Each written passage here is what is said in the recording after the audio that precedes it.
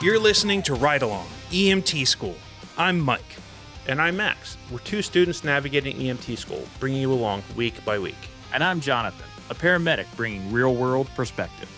Join us as we share the lessons, challenges, and stories from EMT school, and hear insights from those already living the EMS life. Welcome to the Ride Along.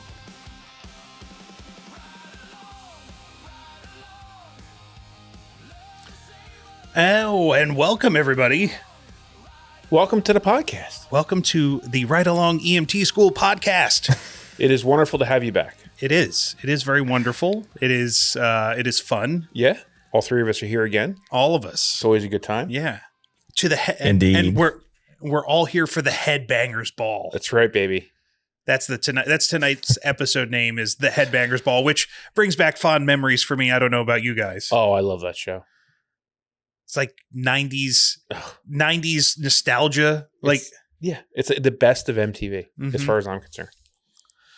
It was good. Yeah.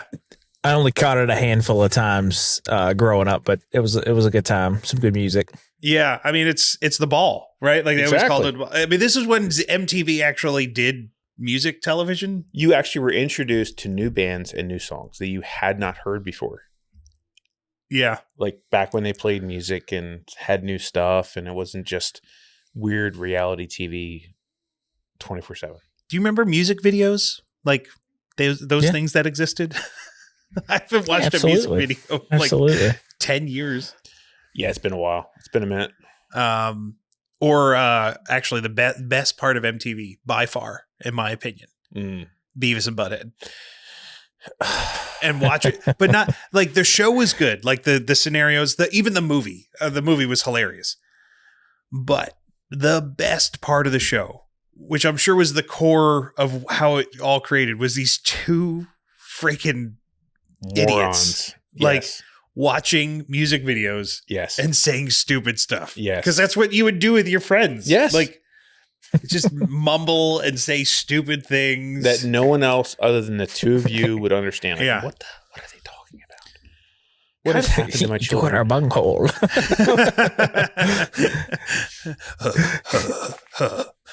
Yes. And they'd just be like, they'd be looking at the music video, being like, it's Devo. Like, like they got stupid hats. Like, it's just like, it's the best. It's like, that's what you would say. Oh man.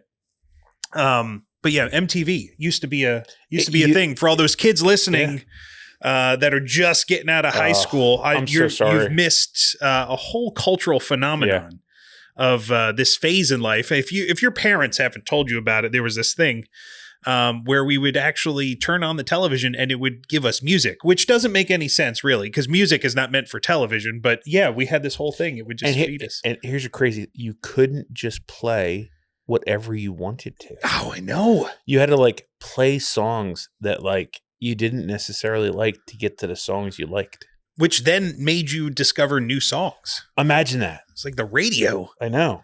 But not like the music, not like the radio on your phone. No. Like real, like car radio. Yeah.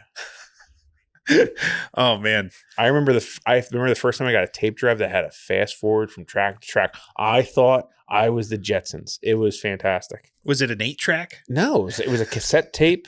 It was a yellow Walkman because they were cool, and it had this little button on the side where you could fast forward from track to track to track. It would also eat your tapes to hell and back again and rip them constantly, but it was cool. Yeah, I had several music playing devices. I remember my favorite was the Sony Walkman Sport Edition, the yellow one with the clamshell that clicked in place that really wasn't submersible, but you sure bought the advertising that it was submersible. Oh yeah, yeah. And you wouldn't take that thing anywhere near water. God, no, it was too expensive. Yeah.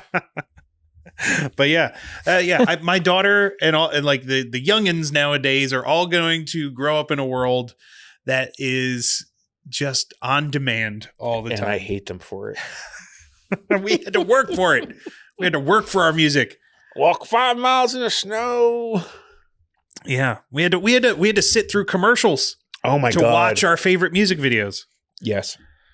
And we had to sit through popular music too. Like, do you remember listening? Like, I remember being like, man, I hope the Metallica music video comes on. But until then, I have to sit through like a Christina Aguilera song, and although I didn't truly mind sitting through You a just Christina. mute it and watch it. Well, she's got catchy stuff, but like you'd have to sit through like a Tony Braxton. Oh my God. Like Unbreak My Heart. Milli Vanilli. Oh, yeah. Like just real vapid 90s garbage music. Yes. Anyway. Like Primus. Ugh. Sailing on the Seas of Cheese.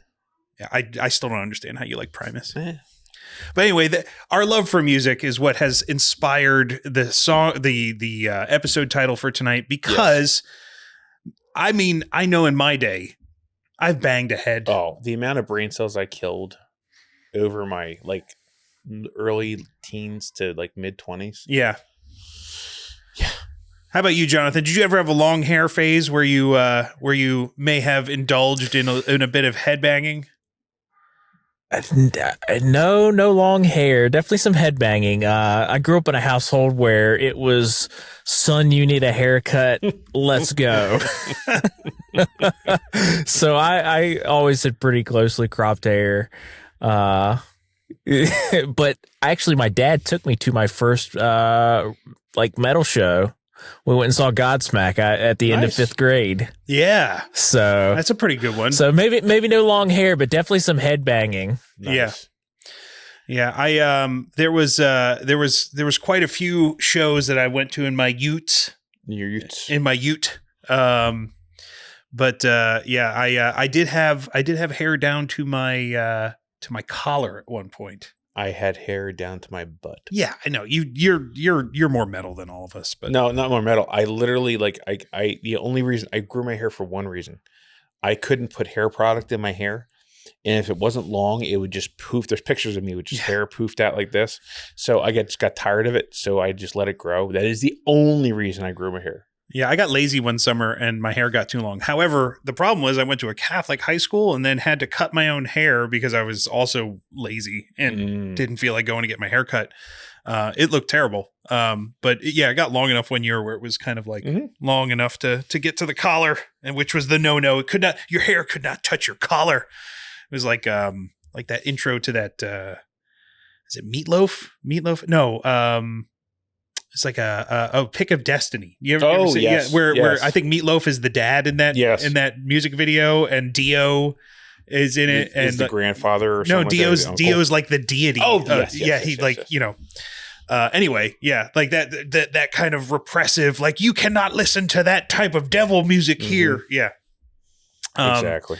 But yeah, music, headbangers. We are headbangers through and through, which brings us through the theme of tonight's episode. Yes, indeed.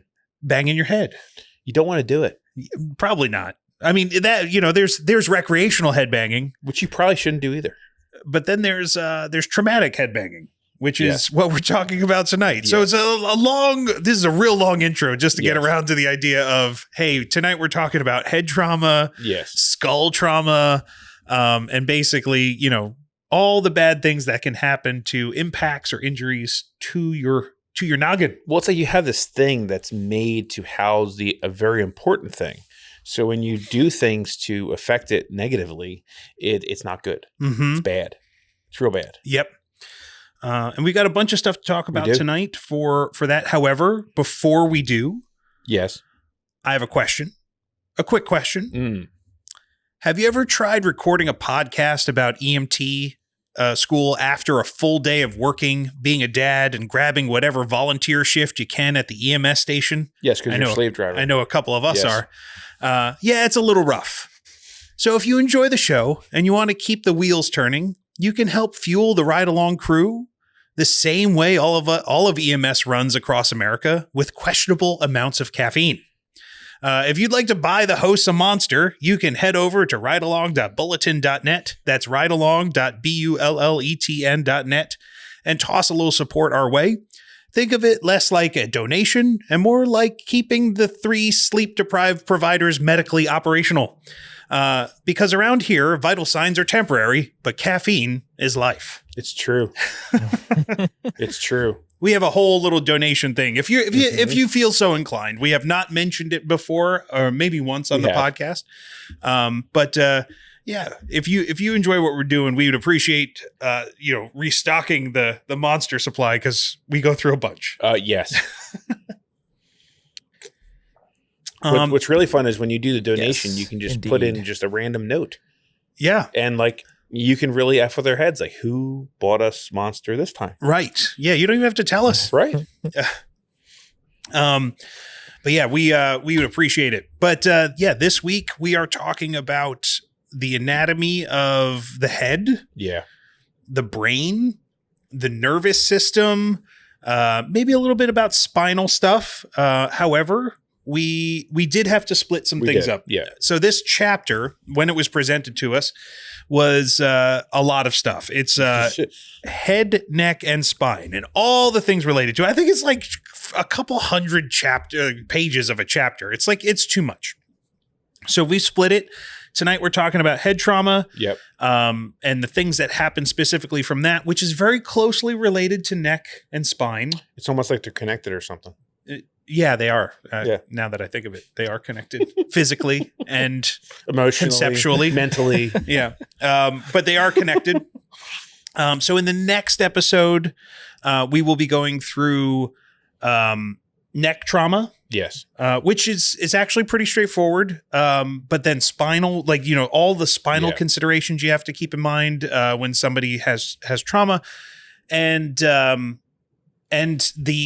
kind of overall concept of spinal motion restriction. That's our next episode. So keep listening. We've got plenty coming in our trauma block. We've got that. And then I think after that, we've got some chest and abdominal trauma. And which there's a lot of stuff. There's a bunch of stuff in there. Multi-system trauma we've got coming up. That's kind of the last part of the trauma block. It's like putting everything together. Because you know what? When trauma happens, apparently it doesn't happen in one place at a time. Why can't it just stay in one place? It'd be so much easier. Just restrict itself to one thing. Be so much more straightforward. Yeah, sure would be. Just tell that car, hey, don't crush anything but the wrist. Yep. Go. Yep. No, just that one little thing. Exactly. But yeah, so that's it. That's what we got going on this week. Yep. Tune in next week to find out what happens when the head and the spine are no longer connected. Oh, that's a simple answer. It's called the coroner. That's DOA protocols. Yes. But yeah, so head trauma. Yes. That's what we're talking about. And we have a medical term of the week related to that concept. Nice. And this is one that I've heard, man, I think probably since like week 3 or 4, when we started talking about like signs and symptoms of bigger problems. Somebody had mentioned this particular term, and it was one that I was like, oh, that seems like something I should probably remember. And it eventually stuck. And I think it's a really kind of key, important idea to keep in mind, especially for things related to, the head. Mm-hmm. And the medical term of this week is Cushing's Triad. And that's the second triad that you've had as the medical term of the week, isn't it? What was the other triad? Triad of something. The lethal trauma triad. The lethal trauma triad. Yeah. And we had triangle too. So that's kind of like a triad. Yeah. We had the triangle of life. Yeah. So I guess triangles and 3-part issue. There's 3-part things are a big thing in EMS. But exactly. This week it's Cushing's Triad, and Cushing's Triad is a change in 3 vital signs that is caused by severe increased intracranial pressure. Mm. So essentially it's caused by ICP. Well, lots of things are. Yeah. Never anything good. Yeah. Never anything good is caused by the insane clown posse. Not at all. Juggalos and juggalettes certainly cause intracranial pressure. Every single time I hear one speak on video, it certainly does for me. I think that's actually a recognized side effect of Fago. I don't know if you're familiar with the soft drink beverage of choice of Juggalos. No. Orange Faygo apparently is Orange Faygo. Yeah, it's like an off-brand cola company that has very has their success tied into ICP and Juggalos. No, like for real, that like it is a cult favorite of insane clown posse fans. Interesting. I really want to go see the Gathering of the Juggalos. I'm not an ICP fan. Like, I have nothing against them, just not my music. But man, I would really love to go check out the Gathering of the Juggalos. It seems like a really interesting get together. Lots of face paint. Yeah.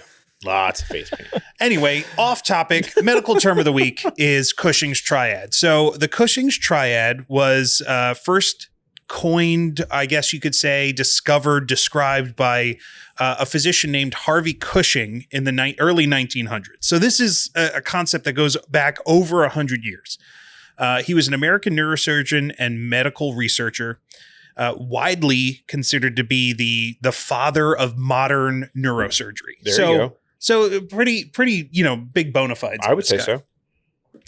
He was a pioneer in brain surgery and specifically brain tumor treatments. Wow. And he also is known for another disease with his name on it called Cushing's disease, which I'm pretty sure has at least popped up in the show House probably once or twice because everything pops up in that show. Every rare disease pops up in that show. Yes. But it's a condition caused by excess cortisol from a pituitary tumor. So it causes a bunch of havoc and stuff. Right. But and it's related to the brain. So this guy, he's deep roots, right? Like in modern neurosurgery. So he figured this thing out, and he did this through experiments. Obviously, like back in the 1900s, I'm sure you could experiment on things and clinical trials and animal studies and stuff, where he figured out that as intracranial pressure increases, because he was seeing the pressure increases from the tumors that he was studying. Okay. You would have 3 vital signs that change as intracranial pressure increases. And basically they are pre-hemorrhage warning signs. A hemorrhage, we know, is something coming out of something else, right? So a brain hemorrhage, very much bad. Not good. Very not good. You don't want that. Yeah. It's when the pressure in the brain or the pressure in the skull gets so high that the brain squeezes out through holes that it's not supposed to squeeze out through. Like the ears or the eyes or the nose or the frenum magnum, I believe is what it's called. The hole that connects the brain to the brainstem. Yes. Or the brainstem to the spinal cord. That hole, you don't want your brain trying to squeeze out of that hole. No. So these are warning signs to keep in mind before that happens. So what are they? We got hypertension. Mm-hmm. We're familiar with that one. We are indeed. What does it mean? High blood pressure. High blood pressure. You should know that one, Max. I might have a familiarity with it. Maybe. Just maybe. So a rising blood pressure, and especially in these types of instances, a widening blood pressure, which means the difference between the systolic and the diastolic. Right. Because when blood pressure rises from illnesses, usually they rise together. Mm-hmm. However, in this particular instance, that widening blood pressure between those two numbers can be a good indicator for this particular type of scenario, right? Bradycardia, which means a slowing pulse. A slowing pulse, right? We're usually in trauma and especially shock, we're looking for tachycardia. Mm-hmm. So the quickening pulse. Bradycardia is like, oh, that seems odd. I have 2 of those things. Usually my pulse is slow, but my blood pressure is high. Maybe Max has intracranial pressure. No, so bradycardia is kind of, this is what makes me, that made it really stick out to me, because it was like, that seems odd. It seems different than the other things that we've been looking at, and the other warning signs that we see in a lot of other illnesses or shock or trauma. So bradycardia is a slower pulse. And then the third thing is irregular respirations. So abnormal breathing. So I was like, oh, okay. So why would intracranial pressure cause these things? they're outliers. Right. Which can be, I mean, it's not good to have intracranial pressure, but it is a benefit sometimes to have outlying clues, so you can recognize them as like, this might be this looks different than these other types of things that I've usually looked for. So why does it happen? These are the understanding behind it. So as intracranial pressure rises, the brainstem gets compressed, right? So if you have something like a concussion or a contusion of the brain, or from things like hematomas within the brain or intracranial bleeding, where it's putting more stuff into the space that the brain occupies that is usually there, and it just pushes more pressure out. So the first thing that's happening is all of that tissue, the brain tissue and all the vessels, the blood vessels that feed the brain, are starting to get compressed. Right. They're getting pushed closed by pressure. So what does the body do to compensate for more pressure in the brain? It says, oh, well, I need to send more pressure to the brain so that the blood vessels stay open and we get blood where it needs to go. So that's the first thing that happens, and why the blood pressure raises, because it's trying to fight the pressure within the brain. That one's easy. But then you start figuring out, well, why does the heart rate slow? Because you'd think the heart rate would go up because it's trying to push more blood. Well, that's caused by a vagus response. So baroreceptors in the carotid arteries and the aortic arch, so the neck area, as that blood pressure increases, those things get triggered, and then that induces a parasympathetic response from the vagus nerve. And parasympathetic is the opposite of what we usually see in things like shock symptoms, which is the sympathetic system. The heart rate going up. So the parasympathetic starts making the heart rate go down. Okay, so now we're starting to understand. Pressure is triggering nervous responses, it's triggering the parasympathetic system. Heart rate starts going down, and then in the brain, the pressure starts pushing on the brainstem and the parts of the brain that control the autonomic system. Autonomic system is things like breathing, pulse, and all that other stuff. So when there's pressure on that system, it causes things to go haywire in the breathing. So that's why they start getting it squeezes the medulla oblongata. And the pons. I love that movie. It's awesome. And those are the respiratory control centers. And then it causes it can cause a few different types of breathing like symptoms, but the big one that I read about was it's a type of breathing called Cheyne-Stokes respirations, which can be very indicative of that type of pressure being on the medulla or the pons. Where the body will go through a cycle of increased work of breathing. So they'll start breathing faster, looking like they're breathing harder and harder and harder. It kind of goes up like, and it gets higher and higher and higher, then starts slowing down and then goes low. And then it could even flatline into like apnea. And then there'll be apneic. And then all of a sudden it'll come back, and then it'll start like really fighting and working to breathe again, really hard. And then it'll cycle back down again. So you get that kind of like cycled response of really like excited, fast breathing, and slowly backs down to no breathing, then back up to fast breathing, back down to low breathing. So if you see that could be a very kind of telltale sign of intracranial pressure. But why does it matter? Like ultimately, like it's good to understand all this stuff. It's good to see the symptoms. That's the big thing. We're recognizing possible symptoms of intracranial pressure.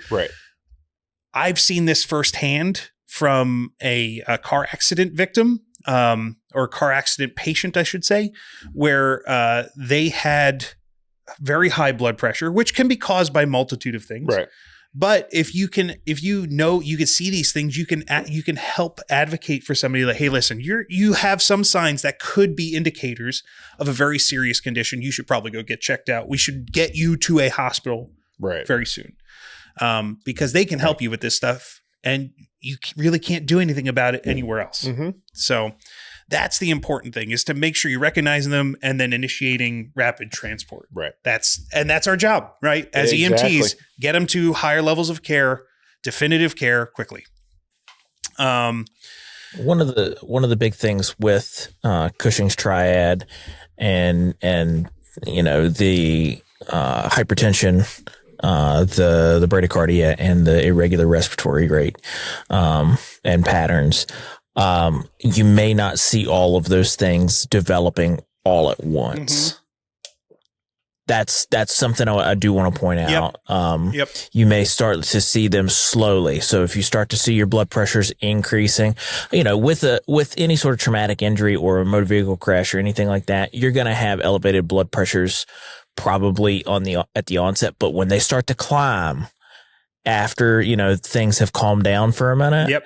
that's when we need to start looking. And then when we start to see that bradycardia and the irregular respiratory rates, that's, like I said, we could be going down a path towards Cushing's Triad, and it's just something to consider. Yeah, it's one of those. But you may not see it all at once. Yeah, and they like a lot of the things that happen with the body that we respond to, that we've chatted about before, they're continuing cycles, right? The one thing going bad is causing the other thing to go bad, which makes the other thing worse. Mm-hmm. So it's this kind of interplay between those things. So as the pressure increases, the blood pressure increases. The blood pressure increasing then increases the pressure, which then puts more pressure on. Like, it's just this kind of cycle, right?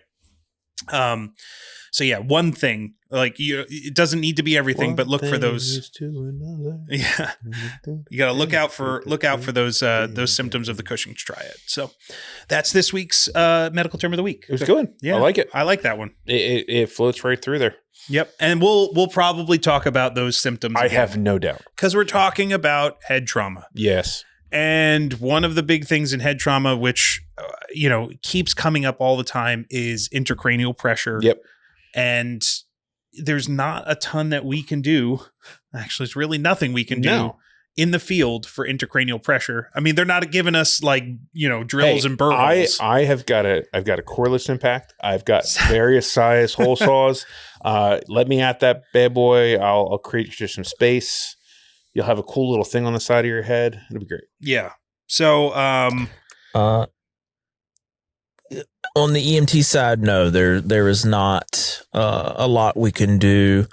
And even on the ALS side of the house, so our respiratory rates and our ventilatory rates should be, if we need to ventilate somebody, should be used with capnography. Mm-hmm. And then in addition, we as on the ALS side of the house, this is more of a Band-Aid, but we could use hypertonic saline, right? So it's a hypersaturated saline solution that allows pressure to be pulled out of it allows fluid to shift, because fluid follows salt. Okay. Right? Yeah. And so that fluid is being pulled away from the skull, hopefully giving us a little bit of space in that skull and decreasing that intracranial pressure. But we also, it's a delicate balance, but because we have to remember, we don't want to completely reduce that, because that's a compensatory mechanism to allow perfusion into the brain. So we have some targeted areas that we want to go on the ALS side of the house. So big thing on the EMT side of the house is BLS side of the house is recognition that this is what's going on, getting them to the appropriate facility or to the appropriate providers who may be able to buy some time. Yeah. Right. Yeah. And that's what we're talking about with any of these ALS treatments is we're just buying time. It's a Band-Aid. Yeah. We've got to get them to a neurosurgical suite. Yeah. I mean, and that's really a core aspect of our job is buying time. We can't solve problems in the field, but we can help get people to the people or help get patients to the people that can solve more definitive problems. Yep. So, right. And this is definitely falling into that category of the definitive treatment, I believe, for like really bad intracranial pressure is basically opening up the skull, like to allow pressure out. Impact drill, hole saw. I will go back right back to my original. I mean, You know what? Maybe we could. We'll submit saying. we'll submit some just saying. proposals for clinical studies to some local EMS stations. See what they say. You know, Yeah. I mean, mine's orange. The one they use in the hospital is either gray or silver. It's the same thing. yours is orange. Yeah, it's mine's rigid. yellow. It's rigid. DeWalt. Rigid. DeWalt. Rigid. Hey, you know what? At least it's not like. We'll get somebody. We'll give them ICP. You try the DeWalt. I'll try the rigid. We'll see what happens. We'll see what happens. Right. What's the worst that could happen? Okay, so Yikes. intracranial pressure leads us into the chapter this week. Yep. Where I think the best place to start, anatomy. Yep. We've mentioned a bunch of it already, but what are the parts that we're talking about So here? we're talking about the nervous system Yep. to start with. Yeah. And that controls communication and coordination throughout the body. Mm-hmm. So that's sending all those signals to where they need to go. It's the wiring, right? Yep, Like it's the for sure. the spinal cord, the brain, the nerves, the man. That's the big parts, right? Yeah, I mean, like when you look at a body, like you're looking at a wiring diagram when you look Mhm. at the nervous system. Yeah, it's the signaling. Yeah, the and signaling it's responsible for a lot of things like consciousness. Mm-hmm. I would assume movement Movement, probably, yeah. is like a big one yeah. within that list. And sensation, Right. Like all of your sensations, Right. what is it? Taste, touch, smell, sight. Fear. Oh, no, wait. No. What are the five? There was five Five senses. senses? Yeah. Touch, taste, Well, smell. Why are we blanking? It wasn't on part of this? EMT school It to remember wasn't. the five senses. Yeah. Oh well. And coordination with your movements? well, so they what they say now is that taste and smell are so the same? like they overlap. So Yeah. really, it's the same Wait, they took away sort of sensation. They Yeah. knocked us back to four senses. I'm not. I don't know. I'm not a fan of this new science world that we live in because they took away planets from us too. Yeah, they changed burns. Apparently Pluto is no longer a planet, and I'm like, no, I'm Team Pluto, man. I'm right there with you. There were 9 planets. Like the friggin' the mnemonic for remembering the planet names doesn't work if it doesn't end in pies. So. Well, It's like my very are educated we mother really just bought us 9 reenacting a Rick pies. and Morty episode? I Is that don't what we're know. doing? Yeah, we it might be. I mean, hey, Come on, Morty. Yeah, they cover a lot of this Mike stuff and Max in stand Rick with and Jerry Morty. Smith on Pluto. Oh man! But so we're talking about the nervous system. Yes. It's the central control system, right? It's Yeah. the thing that controls everything else. It's a little important. Like you can't. my brain's telling me that this is my finger, Uh-huh. and it's saying hook like this. Yep. Like that's what's happening right now. And it's all your conscious stuff and Mhm. all of your unconscious stuff too. That's Yeah. there's a lot of that controls that autonomic system where Mhm. it's like heart rate and breathing and things that you can't You don't want physically to have control. to. You don't want to have to think about that stuff. Yeah.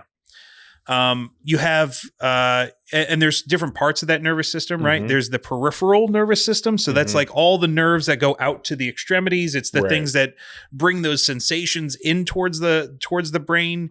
It's the stuff that tells your musculoskeletal system how to move, Mhm. right? Like it's the peripheral. It's on the outside. And then there's the, autonomic nervous system, which we talked about before, and that's the core, right? It's the stuff that's controlling the heart rate, the breathing, the blood pressure, digestion, pupil dilation, things that you are not like. You not- don't want to have to think about these. Yeah, things. well, it's some of those you can't. No. Like you physically cannot control your own pupil dilation. Nope. So those are kind of like the two big systems, right? There's the Mhm. conscious and the subconscious, and like the peripheral and the autonomic. Like those are the kind of big parts of that nervous system. And all of that stuff is kind of connected to the CPU, Brain. the brain. The brain. Yeah. What are we going to do tonight, brain? We're gonna try and take over the world. That's what we do every night. Yeah. Try and take over your body. Yeah. Pinky and the brain. Yeah, it's hard to think too. Like we put so much emphasis on like the heart as being like the center of the person, like your heart. It's where your home is, where the heart, or home is where your heart is, right? Yeah, no. But everything you are is in your brain. Everything. Like, it's all housed in the cranial complex, right? This isn't doing nothing without this thing working the way it's supposed to. Yeah, and that brain has different parts and things, and we've mentioned this. I think we dove into a lot of some of these concepts in AMS, right? Altered mental status, diabetes, that episode. But it's good to kind of chat through it again, because now we're talking almost about the physical aspect of the brain. Like the brain itself can be damaged. Like it's not just the function of it; it's also the physical space of it. And if that gets messed up, it causes a bunch of different problems. Yeah, if something that's not supposed to go through the skull goes through the skull, like nothing's supposed to go through the skull, you have problems. Well, I mean, I guess some things are supposed to go through the skull. They are? Sound. I guess. Technically, I guess food goes through your skull. Through the skull? I don't know. It goes through your mouth. Your mouth is in your skull, I right? guess. So if I take a banana, I just mash it against the top of my head. I don't know. I somehow get my potassium for the day. But like that squishy thing inside the armored dome that is your head, that your skull. You have your brain. It's got different parts. It does indeed. The parts that we'll probably never truly remember what the parts are, because I'm not like pointing to parts of the brain and being like he has a hemorrhage in his cerebellum. I'm like, we can't see that. Medulla oblongata. Yeah, like in his medulla oblongata, he has a stick sticking out of it. No, but we know that there's these different parts that have different jobs. Yes. The thinking, the reasoning, memory, that's like the big part of the brain, that top part, the cerebellum, cerebrum is that kind of big, we'll call it the hard drive space, I guess. Yes. Then you have like your cerebellum, which is where like all of the fine motor movements and the senses come together, and like it coordinates balance. Right. Like that's kind of like deep in the brain. And then you have your brain stem, which is the scary part. Yeah. That it's that squishy part down at the bottom of your head in the back where it meets like the spinal cord, and like, it's like all of the really important, like, we'll call it, it's not software. It's hard, well, not hardware. Operating system. It's the operating system, right? Like it's the stuff that you don't want to like. It's your BIOS, like in your motherboard. And of all the parts to your brain, that is the most vulnerable. Firmware. That's what I was thinking of. It's the thing you don't change ever. It's like, hey, the program says breathe when you need to. Let's not update that software. Let's leave it alone. Programming. They got it right the first time. Yeah. It's been the same programming since we crawled up out of the water. Ugh. Since we carried clubs. Exactly. Ran away from saber-toothed tigers. Yeah, the good old days. You remember those. Oh, yeah. You're old enough for that. That was last week. But yeah, it really, to me, the thing that freaks me out about that when we really went into it is like, it's so vulnerable compared to the rest of the brain that's sitting in its armored shell. Now you're starting to come down to that point. And where that interfaces with the spine, like that's the part that's like, yeah. Yeah. So then, and that's where the brain stem is, right? Yep. So, and then we have the anatomy of the actual skull itself too. Yeah. Cause like that big squishy, computer software, or I should say the housing, or no, the housing is the head, and the chips and all the really delicate things are the gushy stuff on the inside. You have this armored cage around the outside, which is the skull. Yeah, that's in case some idiot decides to knock the tower off the desk. It doesn't all go crashing to the ground and breaking into a million pieces. It's actually pretty smartly designed. I would agree. And you got different parts of that, right? Yeah. So you got the cranium and the facial bones. Right. And it seems like they're split into those two things. The cranium's the outside, right? Like the big domey part. Yep. And the facial bones are obviously all those parts in the front, like your nasal bone, your ocular bones, like the orbits. Those are the things around your eyes. Yeah, your maxilla is like the upper jaw, the mandible. So like there's different parts of it. It's good to know them, right? And one of the things about the anatomy of the head is this cerebrospinal fluid, so CSF, and making sure that all that stuff stays in there. And if we start seeing any of that stuff out of there, we have to react immediately, or at least needs to trigger that the moment of, okay, this person needs this kind of care. Yeah. I mean, it increases your triage category, right? Right. This person cannot wait, right? They need to go to a facility immediately. And if you have an MCI, it's one of the things we talk about in some of the classes I teach, where if you notice any sort of indicator of a traumatic brain injury, including cerebrospinal fluid, they immediately get sent somewhere when resources are available. Yes. So if we're on a regular call, though, this person absolutely, they get all the things. They get a helicopter EMS if it's appropriate. They get a rapid transport, 100%. They get sent to the most appropriate facility for neurological injuries. So and it's like the knowing those things. So you have the soft squishy brain, and then around that is that spinal fluid, the cerebral spinal fluid, which flows down into the spinal cord too. It actually all connects together. Around that is the meninges. So that's the stuff that gets inflamed when you have meningitis, like that membrane around the brain. And then around that is all the bony skull stuff. So like there's a lot of things at work there. And then when you have trauma, all those things can interplay with each other, get broken, damaged, punctured, whatever. Well, like everything else, it's a complicated system. There's all these things working in unison, synchronous. Or they may even work against it, because when you put something soft and squishy inside of something that's hard and rigid, and that hard and rigid thing hits something, that force transfers immediately. Like you don't have any softening of force. So we're going to talk about other things like, brain injuries that happen from not just like something hitting the brain, it's from the brain hitting the skull. Yeah, exactly. Like motion. Yeah, just because you stopped, it does not mean that the brain that's sitting in the fluid stopped. It kept moving with the same force. Yeah. We have all that anatomy stuff, and then obviously the brain. And we're not going to go too deep in this now, but all of that connects into the spinal cord. Yes, at the base of the skull, and then there's different parts of the spinal cord, like different terms for the vertebrae. But we'll talk about that next week. Tune into next week because we're going to go into all that stuff. All right, so that's the anatomy. Yep. We've got the hardware. What about the stuff that can happen? Like there's a bunch of damage, and like specifically, there's a term like that has another acronym, because they just can't stop themselves. No, they can't stop themselves. They saw the alphabet and said, you know what?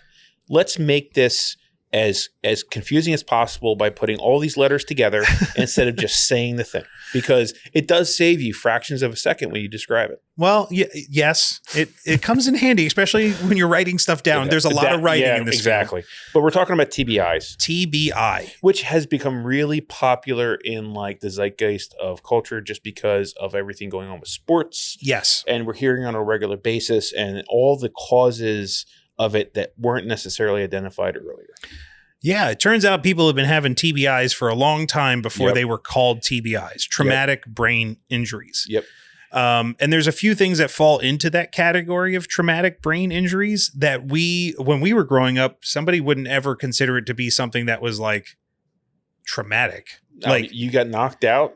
God, what's wrong with you? Yeah, like it was understood that like people who played football sometimes got concussions, and you just walked those off. Yeah, like if you had to go home after a concussion, you were a wimp. You're a wussy. You're a wussy boy. Like just, go over there, walk it off. Maybe if you have to, sit down, drink some water. I mean, if you need to. If you're really feeling weak. Otherwise, get back on the field. But like that is actually something that's been really great about culture since like the 90s and 80s. Like we've understood that is not how we should treat brain injuries. Yeah. Just watching sports in general, having kids and the idea of putting them in sports. Ugh. Yeah. And like, just to give some context, a traumatic brain injury can be anything spanning from even a mild concussion is something that's considered a TBI. Because the other thing to remember here, like a lot of injuries, it's not about the one. Nope. That one added with another, the cumulative effects of damage can be compounding over time. So it can be everything from a mild concussion to a gunshot wound to the head. Exactly. Like completely, ripped apart brain matter.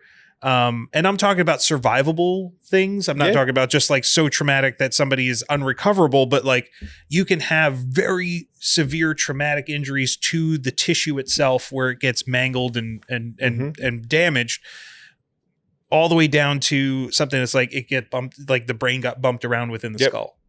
All of those are traumatic brain injuries.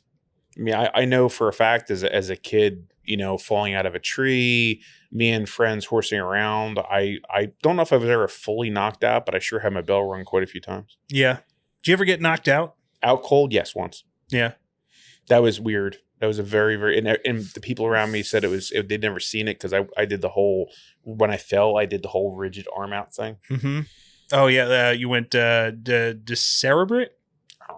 Yeah. Yeah. So that was a little strange for the people around me. They thought it was nasty, and I came out of it like it was nothing. What about you, Jonathan? No, I never got knocked out that I remember. That's the trick, right? Like, yeah. So when I was a small kid, I did walk out in front of the lady who was babysitting me. Her son was playing baseball in the backyard with some other kids, and I walked out right as he was swinging the bat towards the ball, and I have a scar on the left or right side. I don't even remember, but the left or right side of my skull, and I got stitches for that. And I've talked to some doctors about that. They said that I probably don't have anything permanent from that because I was so small when that happened. Kids are pretty resilient. Yeah. But other than that, I've protected my head pretty well. Like if there's a helmet for an activity, I'm probably wearing it. Wear helmets, everybody. I'm not trying to wear helmets. I'm not trying to like fall and hit my head on a rock and then die. That's just a silly way to go out in my book. Yeah. So you guys know if there's a helmet. Yeah.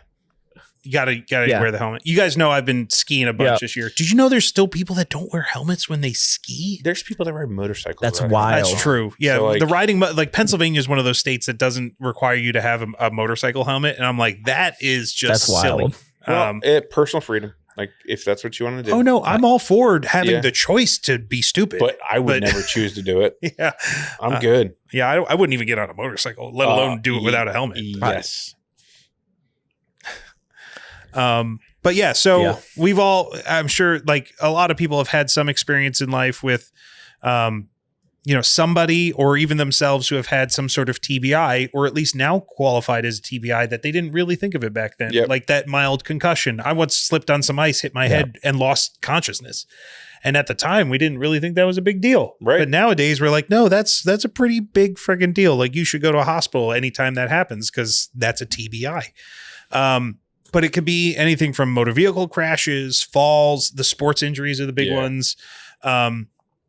And of course, assaults, like, that kind of violent physical altercation, punches, kicks, all those things happen in the real world, or even like falling over from violent altercations where somebody doesn't get hit in the head and then they hit their head on something like that. Always. Whenever I see that happen, it's like, oh yeah, those are really worrisome. Yes. So you have those, and that lowest end is concussions. Right.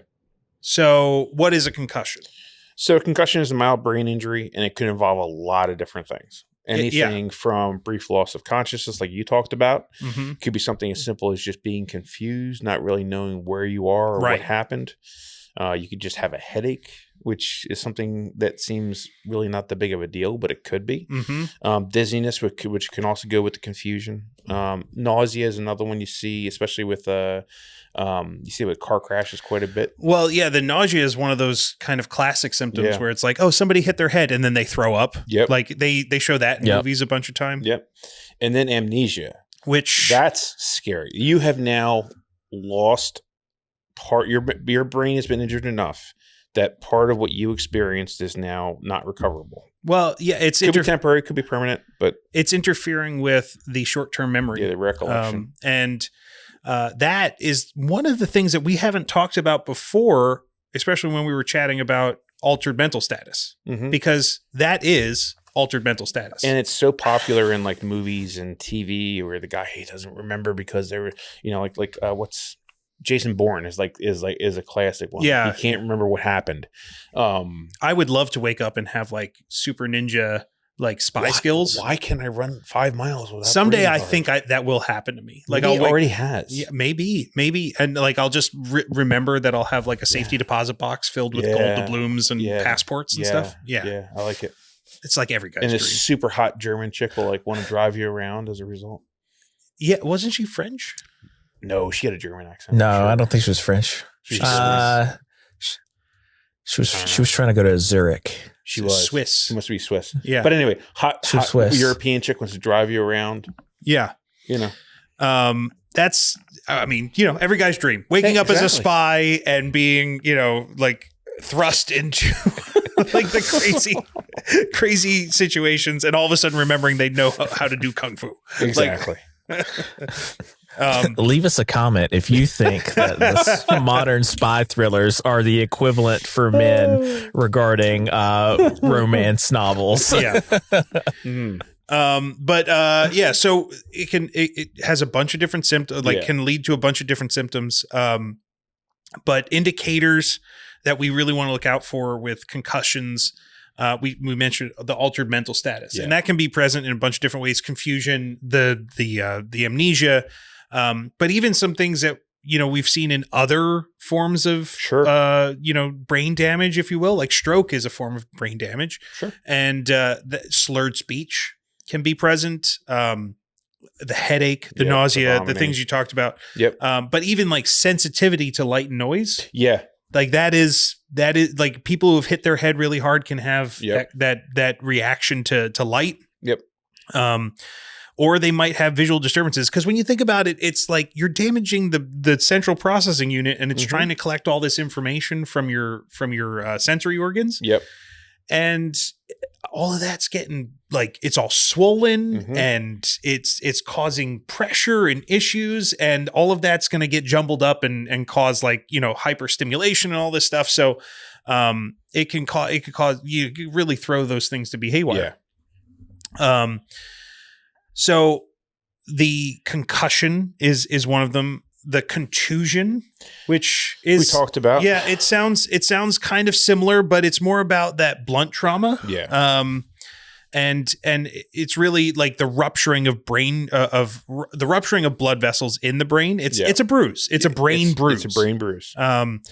Which honestly, I don't know. I assume through either X-rays or MRIs, they can tell the difference between something that might be a concussion versus a contusion. But essentially, they're very similar in what we may see on our side. And a concussion may develop into a contusion. Right. And that's like I guess on the clinical side, you have these two types of things that can happen. You can have a coup injury or a counter coup injury. And really that's just like whether or not it like that bruising happens at the site of the impact, or what we talked about before, the brain moves around inside the skull. You could have the counter coup where the contusion happens on the opposite side of the brain, where it moved so fast it then hit the skull, on the other side. So still the same kind of thing, but it's just, where they're looking for it when they get to the hospitals, where that actual damage is. You see this counter coup injuries a lot in motor vehicle crashes or any sort of stimulus where there's a like forward and then a whiplash motion back.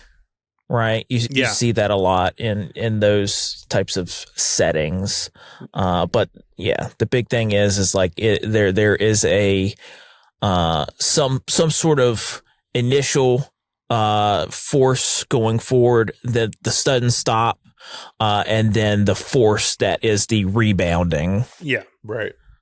So after the contusions, this is where we start getting into the ones that really seem disturbing. Like, it's like, oh man, now these start getting a little bit more gruesome, right? Yes. Because you've got lacerations, and we know lacerations on the skin can be as minor or major as whatever is impacting the skin. Could be minor, could be a life threat too. Same thing with the brain. And this is usually occurring from things like a skull fracture causing bone fragments, and then the fragments cutting or lacerating the brain tissue itself, or things going into the skull that were not meant to be in the skull in the first place. Yes. So knives or, other types of, bullets. The A-pillar from your car.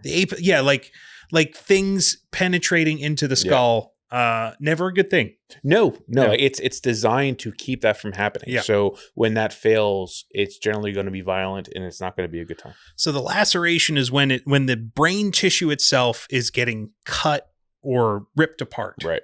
Not good. And then, and some of this soft tissue stuff is very similar to what we were talking about in soft tissue trauma. Mm-hmm. So lacerations is a term from there. Same thing for this one, hematomas. Yes. So a hematoma, we learned in previous episodes, is a collection of blood, right? Or a hematoma is a collection of blood. And it's inside the tissue. The reason this one really is a watch out is because this is one of those ones that really leads to the ICP, the intracranial pressure. There's so much room you have. Right. Because as soon as you have things collecting, blood, fluid, whatever it is, those things are taking up space and they're non-compressible. Mm-hmm. You know what is compressible? The brain tissue and the vessels. And there's holes, again, that we already covered. Yeah. You don't want your brain coming out of those. Only so much PSI that can exist in one space. So you got different types of hematomas. You got your epidural hematoma, which is like on the surface of the brain. It's between the skull and the dura. You have your subdural hematoma, which is bleeding between the dura and the brain. Yep. And then the intracerebral hematoma, which is bleeding within the brain itself. So all those vessels and stuff that go inside the brain to perfuse all that tissue. Those can get hematomas from leakage. So it can happen different places. Obviously, I'm sure some of those are worse than others. Yeah. I mean, some a surgeon has, easier access to than others. I'm assuming if it's an intracerebral hematoma, there's way more surgery involved versus just an epidural hematoma. Yeah, like an epidural hematoma is like close enough to the skin. I believe that's, we're joking about it before, but that's where burr holes can come into play and be a pretty effective form of like, hey, let's relieve the pressure that's really close to the surface of the skin and the skull.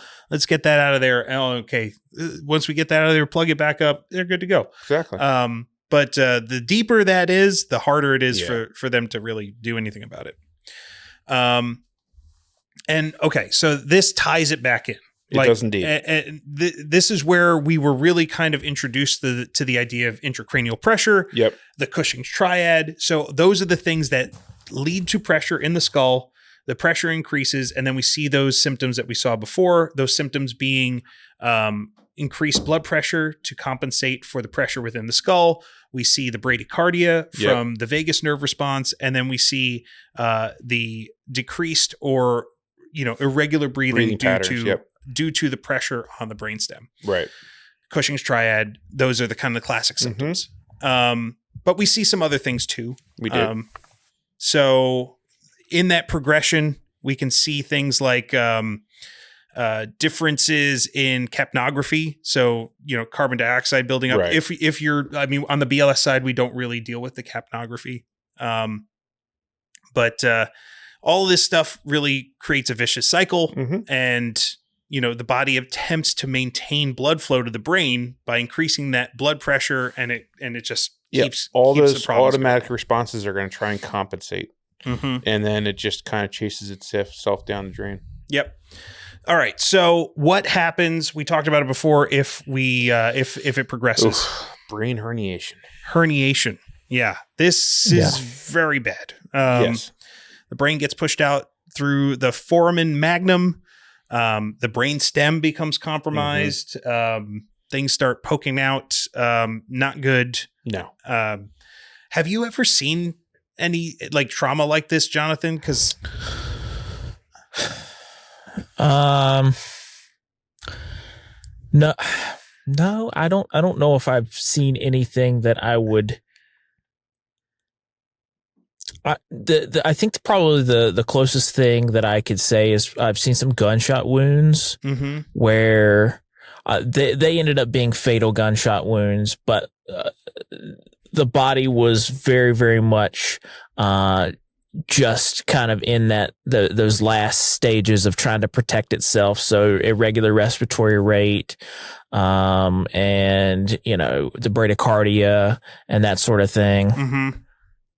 Yeah, I would imagine it's not the most common thing that you'll see, because if somebody's having such trauma that it's causing intracranial pressure that's causing brain hemorrhage, then there's probably a lot of other stuff going on too with the body. Yeah. I just assume I've seen a couple. It seems like every time I would go to this house, this was like a party house, and these folks were very they were advanced in their age, is what I'll say.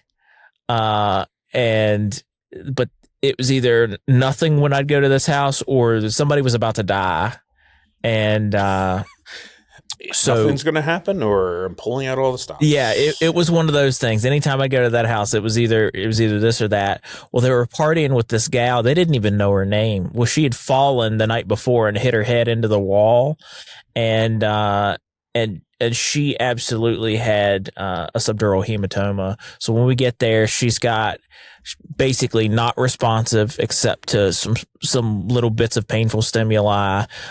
She's got pupils that are like not reactive to light, which is bad, and she's got a clenched jaw. So she gets airlifted to a trauma center, and she does end up dying from those injuries. But yeah, we were like, my comment earlier about like you may not see every sign of Cushing's triad immediately. Right. We were starting down that path of Cushing's triad. Her pressures were increasing, and her heart rate was coming down. But it was not like an immediate thing. And it kind of surprised me because of how long in duration, because it had been several hours. But yeah, they just like, thought she was, hungover, sleeping it off. So they had to get her driver's license out of her purse to even figure out what her name was. Wow. Christ. Yeah. It's wild stuff like that. Now, but yeah, so that's definitely a time where I've seen that occur. Yeah. So like there's all these kind of signs and symptoms that we're seeing from, the brain injuries, right? And, the hemorrhage being the kind of end form of the intracranial pressure, it pushes the brain out. There's some other things that we see too, or that we were told about. We haven't seen them yet. No. I haven't seen them yet, but, and this next one really ties into something that we've touched on the podcast before in terms of the Glasgow Coma Scale and its body posturing. Yep. So when there's pressure on, or there's damage to the brain, or pressure on the brainstem, you can get these neurologic posturings. Right. And there's two big ones. There's decorticate and decerebrate. And the way I remember them is decorticate. The word core is in it. So if it's towards the core, your arms and hands turn in towards the core, right? Towards the center. And while that one is that's very bad. These are the posturings that you see when, if you see I've seen them on television from UFC, bad football hits where all of a sudden the body goes rigid and the arms posture and the legs posture. Yep. You'll see them turning in towards the core.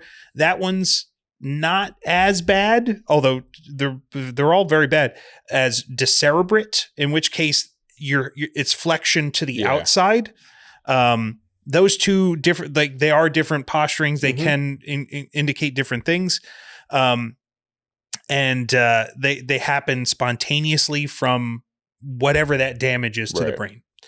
And really their responses to painful stimuli, and both can indicate very serious brain injury. And they both are within the GCS, the Glasgow Coma Scale, in terms of motor function. Right.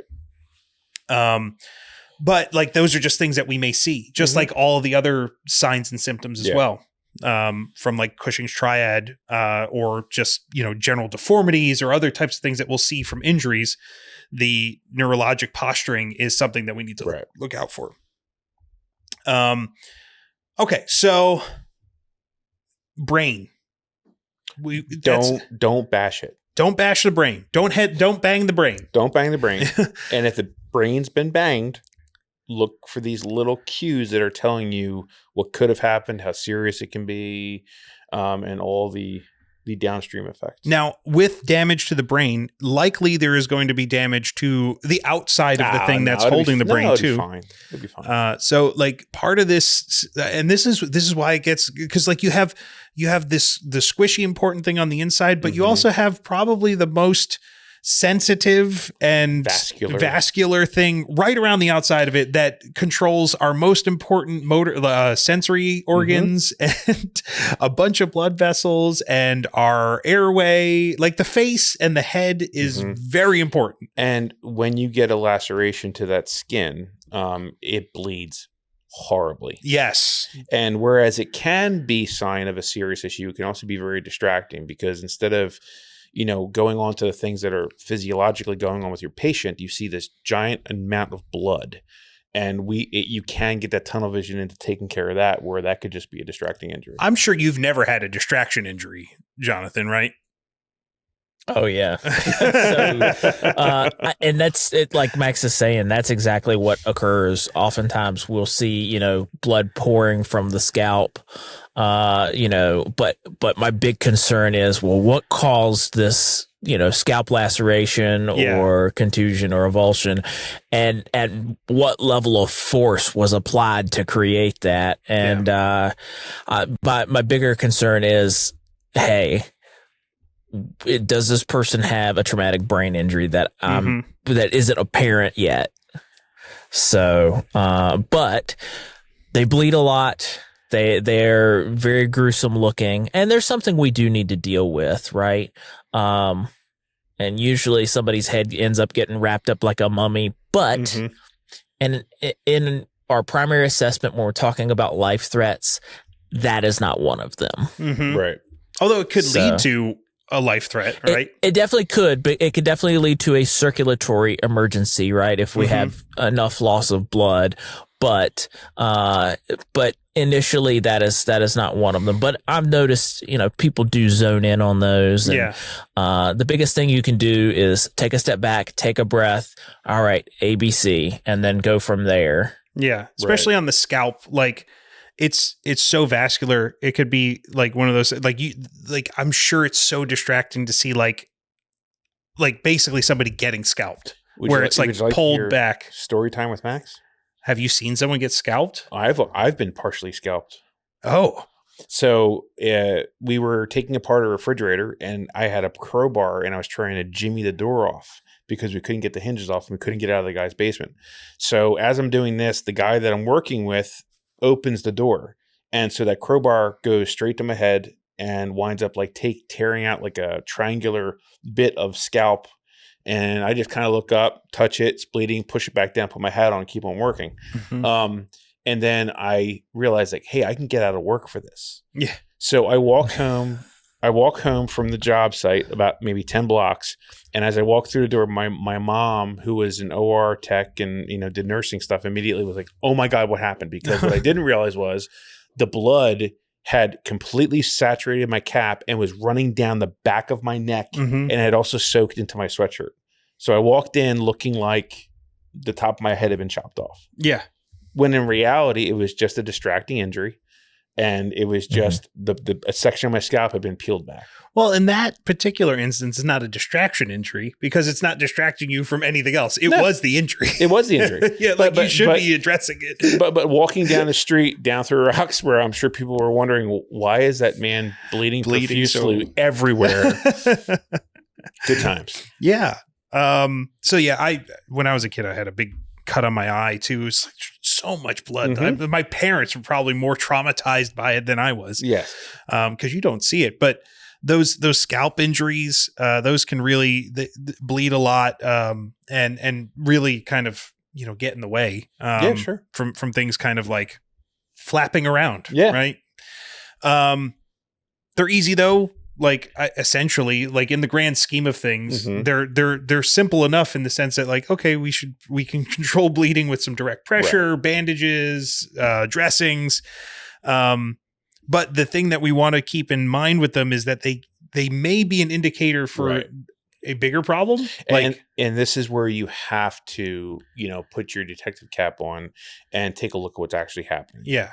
Like, do you have a situation where the skin's been torn back, or do you have bone fragments? Do you have an obvious depression? And this is there was a key term from our musculoskeletal episode that we touched on briefly, the crepitus, right? So like the idea of like that feeling of things being broken under the skin or around the skin, like that crunchy feeling, that's the thing that can be a big clue, especially in this kind of like skull situation where like the skin may still be covering it. There may be a complicated fracture of an area, like an indent or a bulge. Like, so it's not, don't ignore them completely, but don't get distracted by the surface level stuff, but they can be things that lead to, or that tell us where to look for some of those serious like skull fracture stuff that we'll talk about. But in pretty much, all those cases, a loose dressing help control the bleeding. And then the last thing we want to do is like, it's like splinting too. We don't want to put any extra pressure on it because it already has enough all on its own. But it also could be compromised, and we don't want to push that stuff into the brain, right? Which could then cause lacerations and complications. Exactly. Injury. And our number one job, don't make anything worse. Exactly. So that kind of leads us into the skull injuries, right? Yep. Like the breaks in the bone itself, the skull fractures, as as most people call them, right? They fall into a couple of different categories. They can be open or closed. A open skull injury, that's I hate to say easy one to understand, but it's like if you could see brain and you could see the broken bone and it's open, it's like an open fracture, right? It's like I know what that does. Yeah, there we go. Yep, that's a hole in the head. It's not supposed to be there. Yeah. Or closed are harder to see. That's where we're talking about like that crepitus, where it's like the skin could still be covering it, but the bone underneath is compromised. Yeah. That's a skull fracture that can be closed because it's not open to the outside world yet, but it's still messed up. Yeah. Right. But a scalp laceration does not necessarily mean an open skull fracture. Right. But a brain injury can occur with no external visual stuff. Right. Like the head could be intact. There could be no cuts, no scrapes, no lacerations to the scalp or the face. But like we were talking about, that indirect energy and the brain bouncing around inside of there. So, lots of stuff there in skull injuries. What about brain injuries? Yeah, so you have direct and indirect injuries to the brain. And your direct brain injury, it occurs in with open head injuries. The brain may be lacerated, punctured, bruised, all by bone fragments or foreign objects. And then you have the indirect brain injuries. They occur when force to the skull is transmitted to the brain. And this is what I was talking about with the coup-counter-coup injuries, right? These would be indirect brain injuries. Yeah. They may occur with open or closed head injuries. And and maybe concussions, that they're also part of your indirect brain injuries. And then any contusion to the brain is also an indirect, right? So it's really the interior of the skull is what is causing the trauma to the brain itself. Yeah. And it kind of, to me, it kind of falls in that same category as the skull fracture. Like there's open and closed, there's direct or indirect. The open and direct injuries seem like they're the straightforward answer. Yes. Whereas the closed and or indirect are like, there's probably damage, but it's not very visible. It's the things that are harder to see. And from the secondary effects of stuff. Yes. But yeah, so there's lots to look for, a lot to kind of take in, but it really comes down to our assessment. Right. And obviously that breaks down into the two main assessment phases, like everything that we've been taught since maybe not day one, but week one, primary versus secondary. Exactly. Right. And this is the stuff that like the skull injury and the facial injury stuff. While, we were talking about, it could be bleeding, could be distraction injuries from a primary assessment standpoint. That's stuff that also is very close to the airway, which to me is always the thing where I'm looking, number one thing, always assessing the airway. Obviously bleeding, XABC is kind of what we've landed on as our standard, right? Right. So exsanguination, are they any arterial bleeding? No. Airway. Oh man, they have facial trauma. I really don't want to come across that. Like if I can go my entire career in EMS and not see facial trauma, I think I'll be very happy. I agree 100%. Good luck. I know. I'm going to see it at some point, but it's the one that like really, I really don't want to see like that, because it's just, it's so personal. Like your face is who you are. And it's how you relate to a person. Yeah. So when that's altered severely, like it's going to be jarring.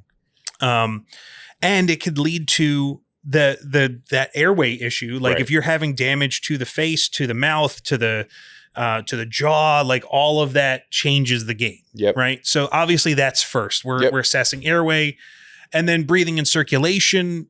All of that falls into that intracranial pressure story. So we're making sure that we're addressing those things first. If we can, applying oxygen. Okay. Primary assessment out of the way. But then you get to your mechanism of injury, which brings you right back around to what did this thing? What are you seeing having happened to that person? Right.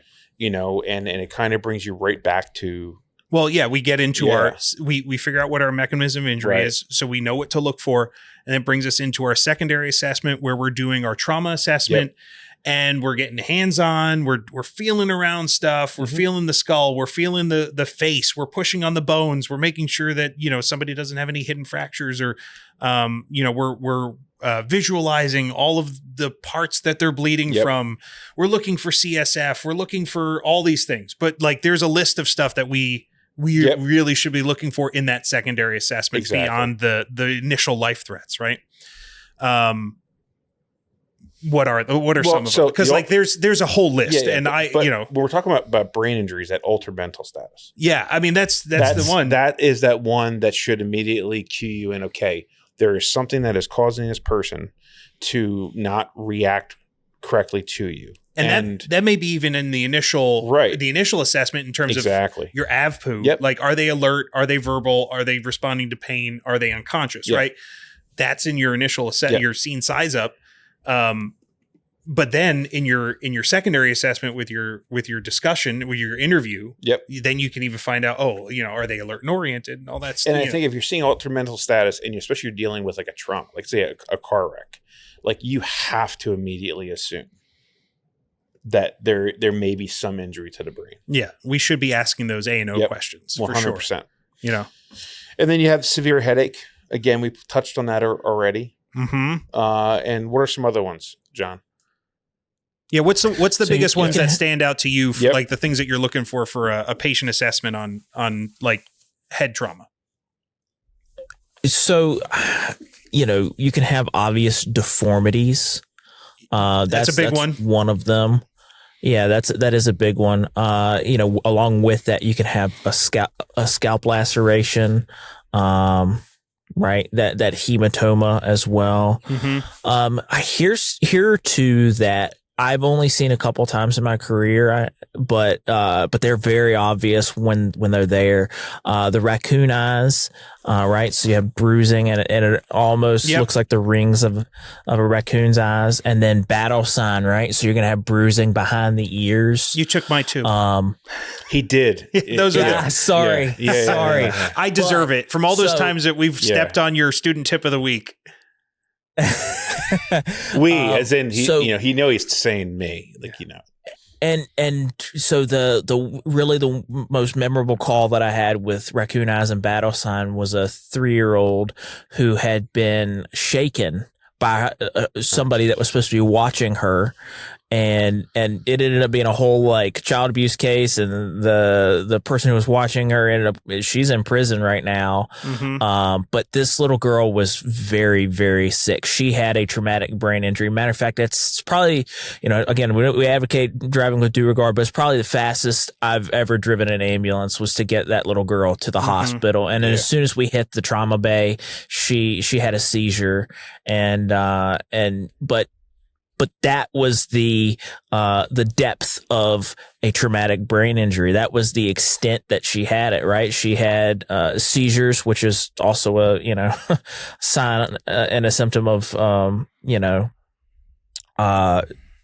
traumatic brain injury. But yeah, again, so raccoon eyes, battle sign, and then of course we've talked about it, the cerebrospinal fluid from the ears, nose, mouth. And blood from those as well. Here's a couple things for you, right? We may see a sudden change in somebody's personality. Usually we think of this sort of thing as a post injury kind of thing with some time, maybe not immediately following the injury.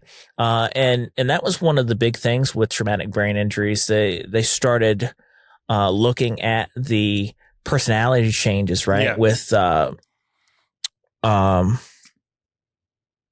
chronic traumatic encephalopathy, right? CTEs. CTE, the big thing with sports, especially the NFL right now. And one of the things that they're trying to prevent, they see these personality changes in the players as time goes on.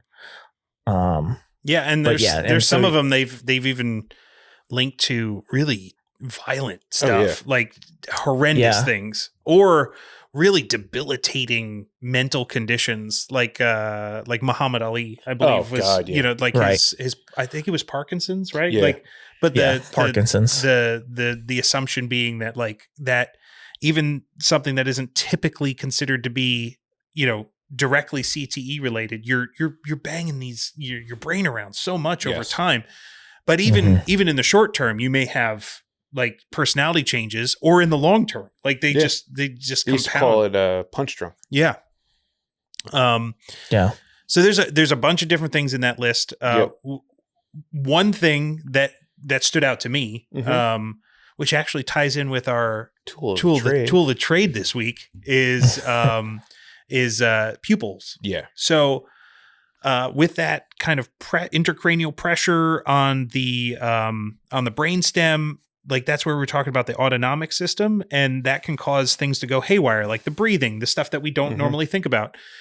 Pupil response is part of that system. So that's why it can cause issues there, or it can be pressure on the ocular system itself that causes the pupils to not dilate the way they should.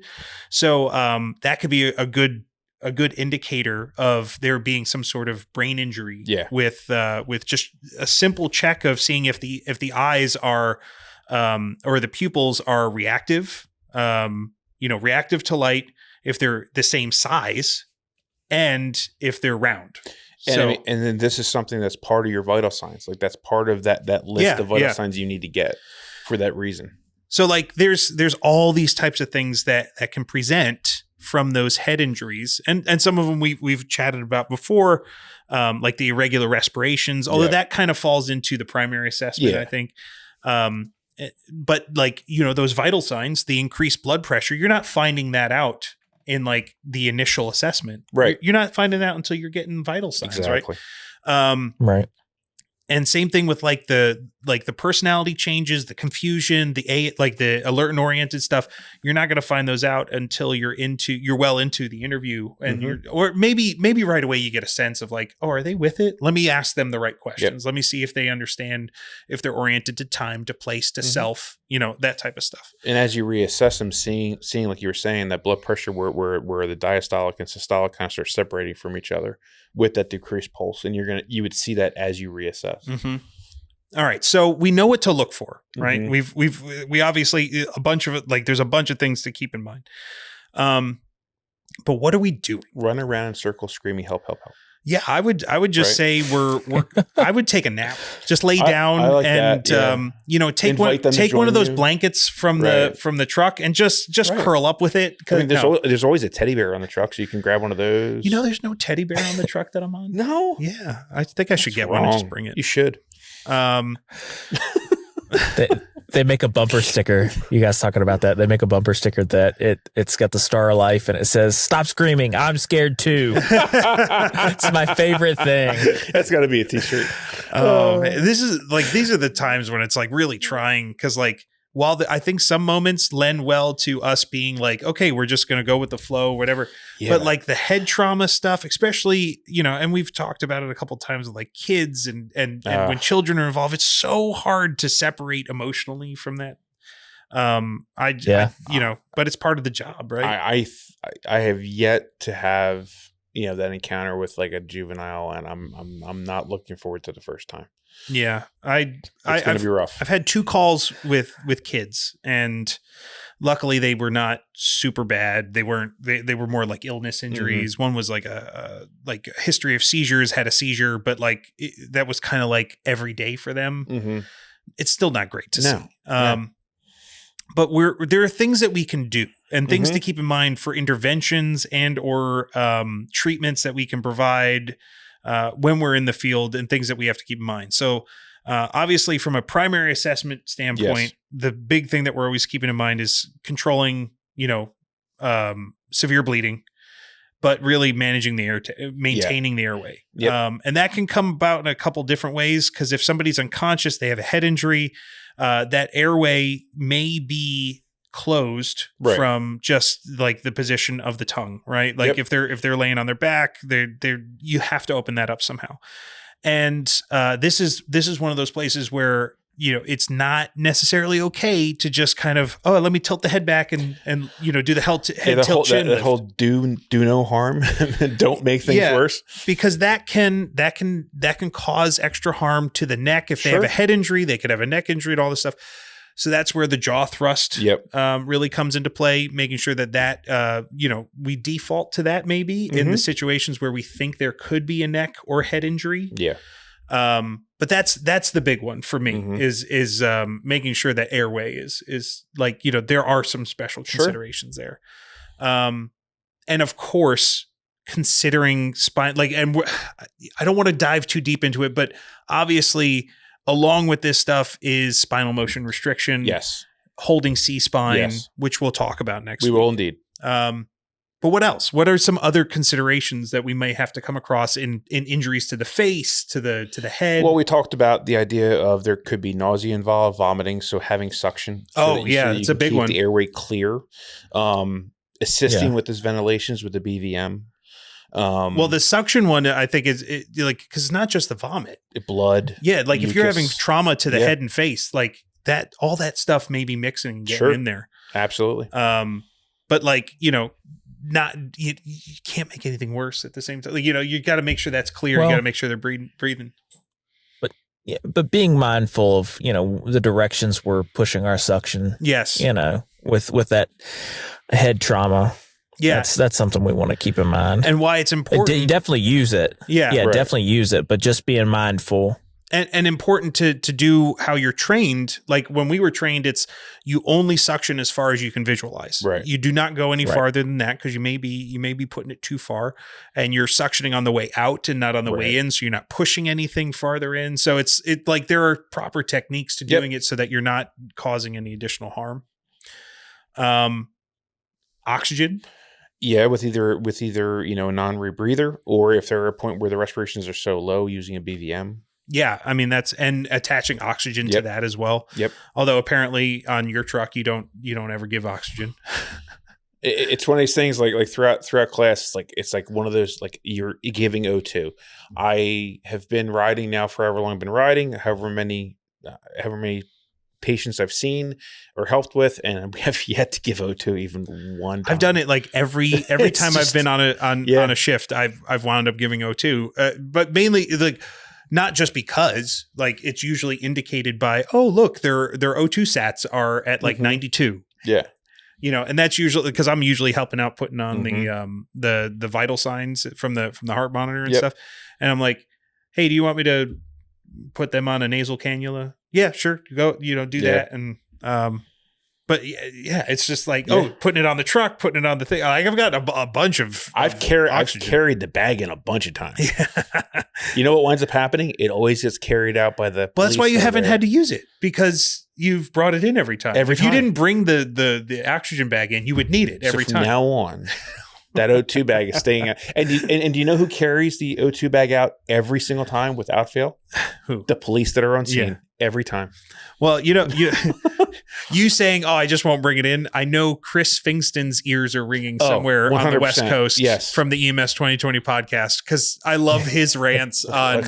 Why is my eye twitching? Bring in the bag. Yes. Bring all the bags. Yes. Bring all the kit. I'm like all of them. Every single one of them. Yeah, and bring the thing you're going to put them on once you're getting ready to leave. And miraculously, all the things fit on the thing they're going to ride on. Yeah. But yeah, so assisting ventilations, avoid hyperventilation. Yep. You don't want to. We always want to avoid that, right? Exactly. Provide high concentration oxygen, like you said, through a non-rebreather or a nasal cannula, whatever is makes sense, or through the BVM. Mm-hmm. Control bleeding. Yeah, that's a big one, right?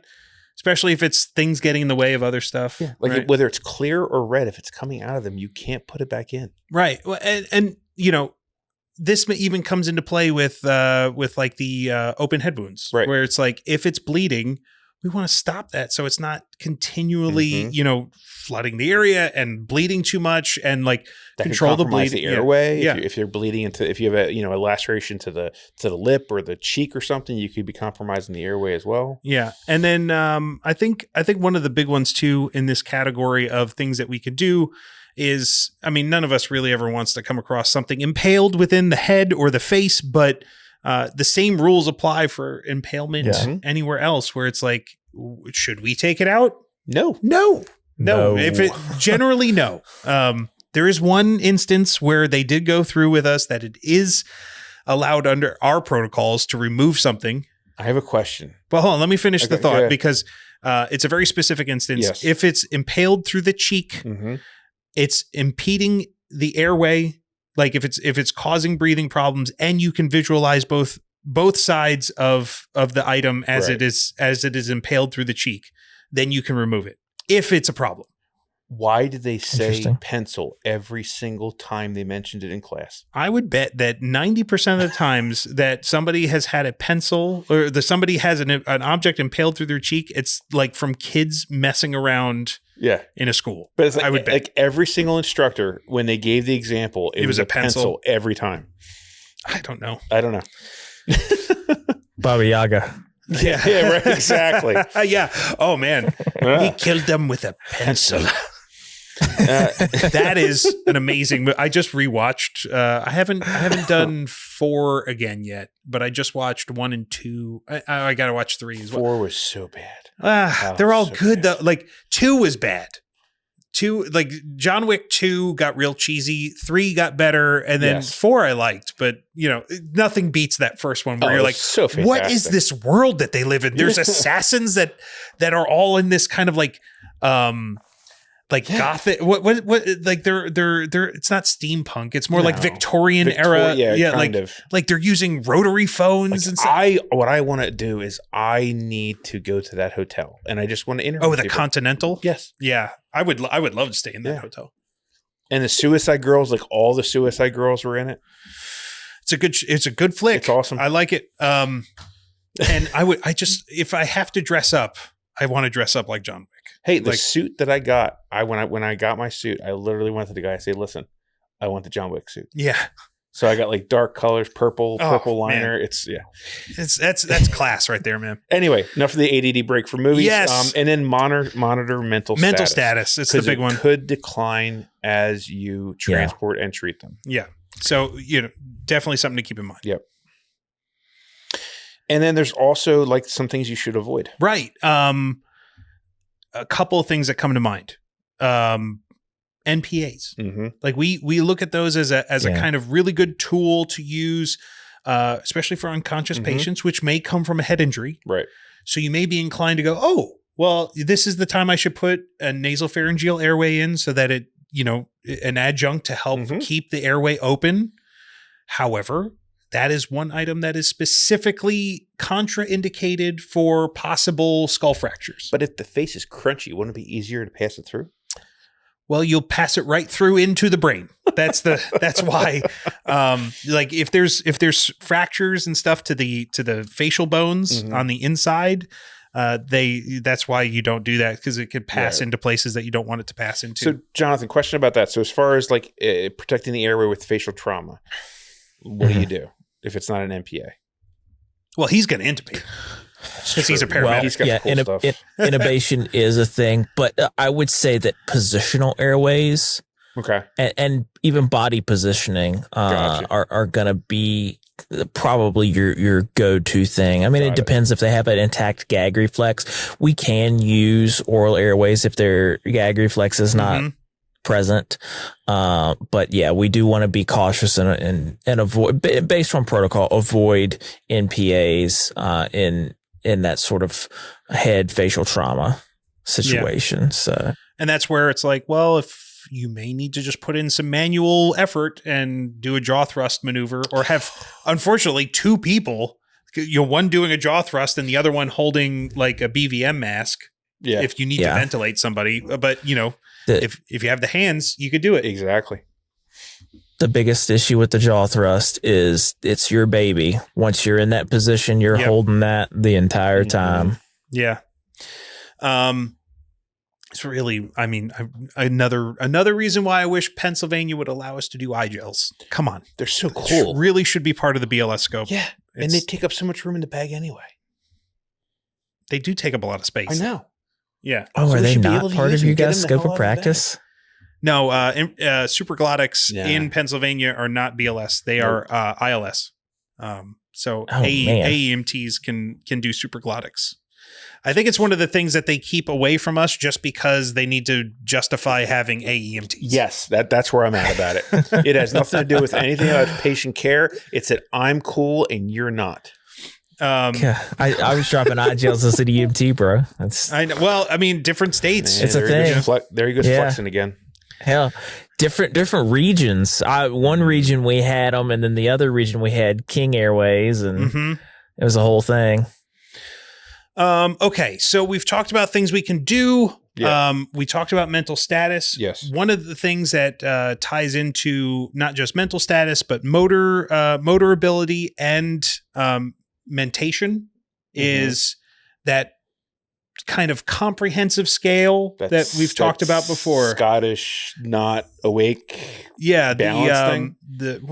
I was going to try and make a joke and use like another town in Scotland, but I literally don't know any other towns in Scotland other Dublin. than no, that's Ireland. London. No, that's England. Yeah, it's just Glasgow. The Glasgow coma scale. This is one that so personally, I've been trying to put more effort into being able to kind of calculate this on the fly without having to reference a sheet and write down the numbers. And I'm getting there. just remembering the different phases and the fact that like the different aspects have different numbers of items in them. So like it's based off of 3 things. You have eye-opening, verbal response, motor response. Eye-opening has 4 levels. Verbal response has 5 levels. Motor response has 6 levels. So that's hard enough to remember on its own. It is. However, if you can get those things down and understand what the different level or the different points are within them, it becomes easier because you could start with a full value and just subtract from it. Right. And usually, I would say everyone's kind of like at a level where they're taking 3-4 points off total. Yeah. But then you obviously that scale goes down from there. So at its most, so if it's 4 plus 5, that's 9 plus 6 is 15. Maximum score you can have is 15. That's a completely healthy, mentating, aware patient, right? Yep. People normally are 15s. Yeah. Friday night we had a 9. Yeah. Well, hopefully minimum 15s. score is also a 3. Yeah. Hey, it's not a 0. Yeah. It's not. No You matter can't what, have a 0. I can't have a 0. A ham sandwich has a GCS Yes, of of 3. 3. One of the other aspects of GCS is to establish if you've got bystanders or family or whoever, what's the baseline, right? Because some people operate at a lower than 15 baseline, and then what we're really looking for is deviation in that baseline. Yeah. So, and I think that one is, especially for verbal and motor response, because if people have motor response, they should be able to obey commands. Because that's also a bit of mentation in there too. The verbal response is really, I think, a good scale of how whether or not somebody's with it. Right. But there's all of them kind of interplay. So the eye-opening one is really your AVPU scale. It's that initial aspect that scene size up, initial assessment consciousness scale of alert, verbal, painful stimulus, and unresponsive. Right. So if they have the full value, it's a 4. They have spontaneous eye movement. They recognize you. They look at you when you come in. 3, they respond to voice. 2, they respond only to pain. So like a sternum rub. 1, no response. Right. So you could just take those points away if they're not if they're not exhibiting them. The verbal response, this one gets a little bit trickier because, okay, somebody being oriented, you can usually tell that right away. I'm asking you questions, you're responding with them. Right. They seem you understand what I'm saying and I understand what you're saying. 4, if you take a point away, they're confused. Maybe they don't know where they are. They don't know what happened. They're alert and oriented to maybe ×2 or ×3. Like they kind of understand what's going on, but not everything.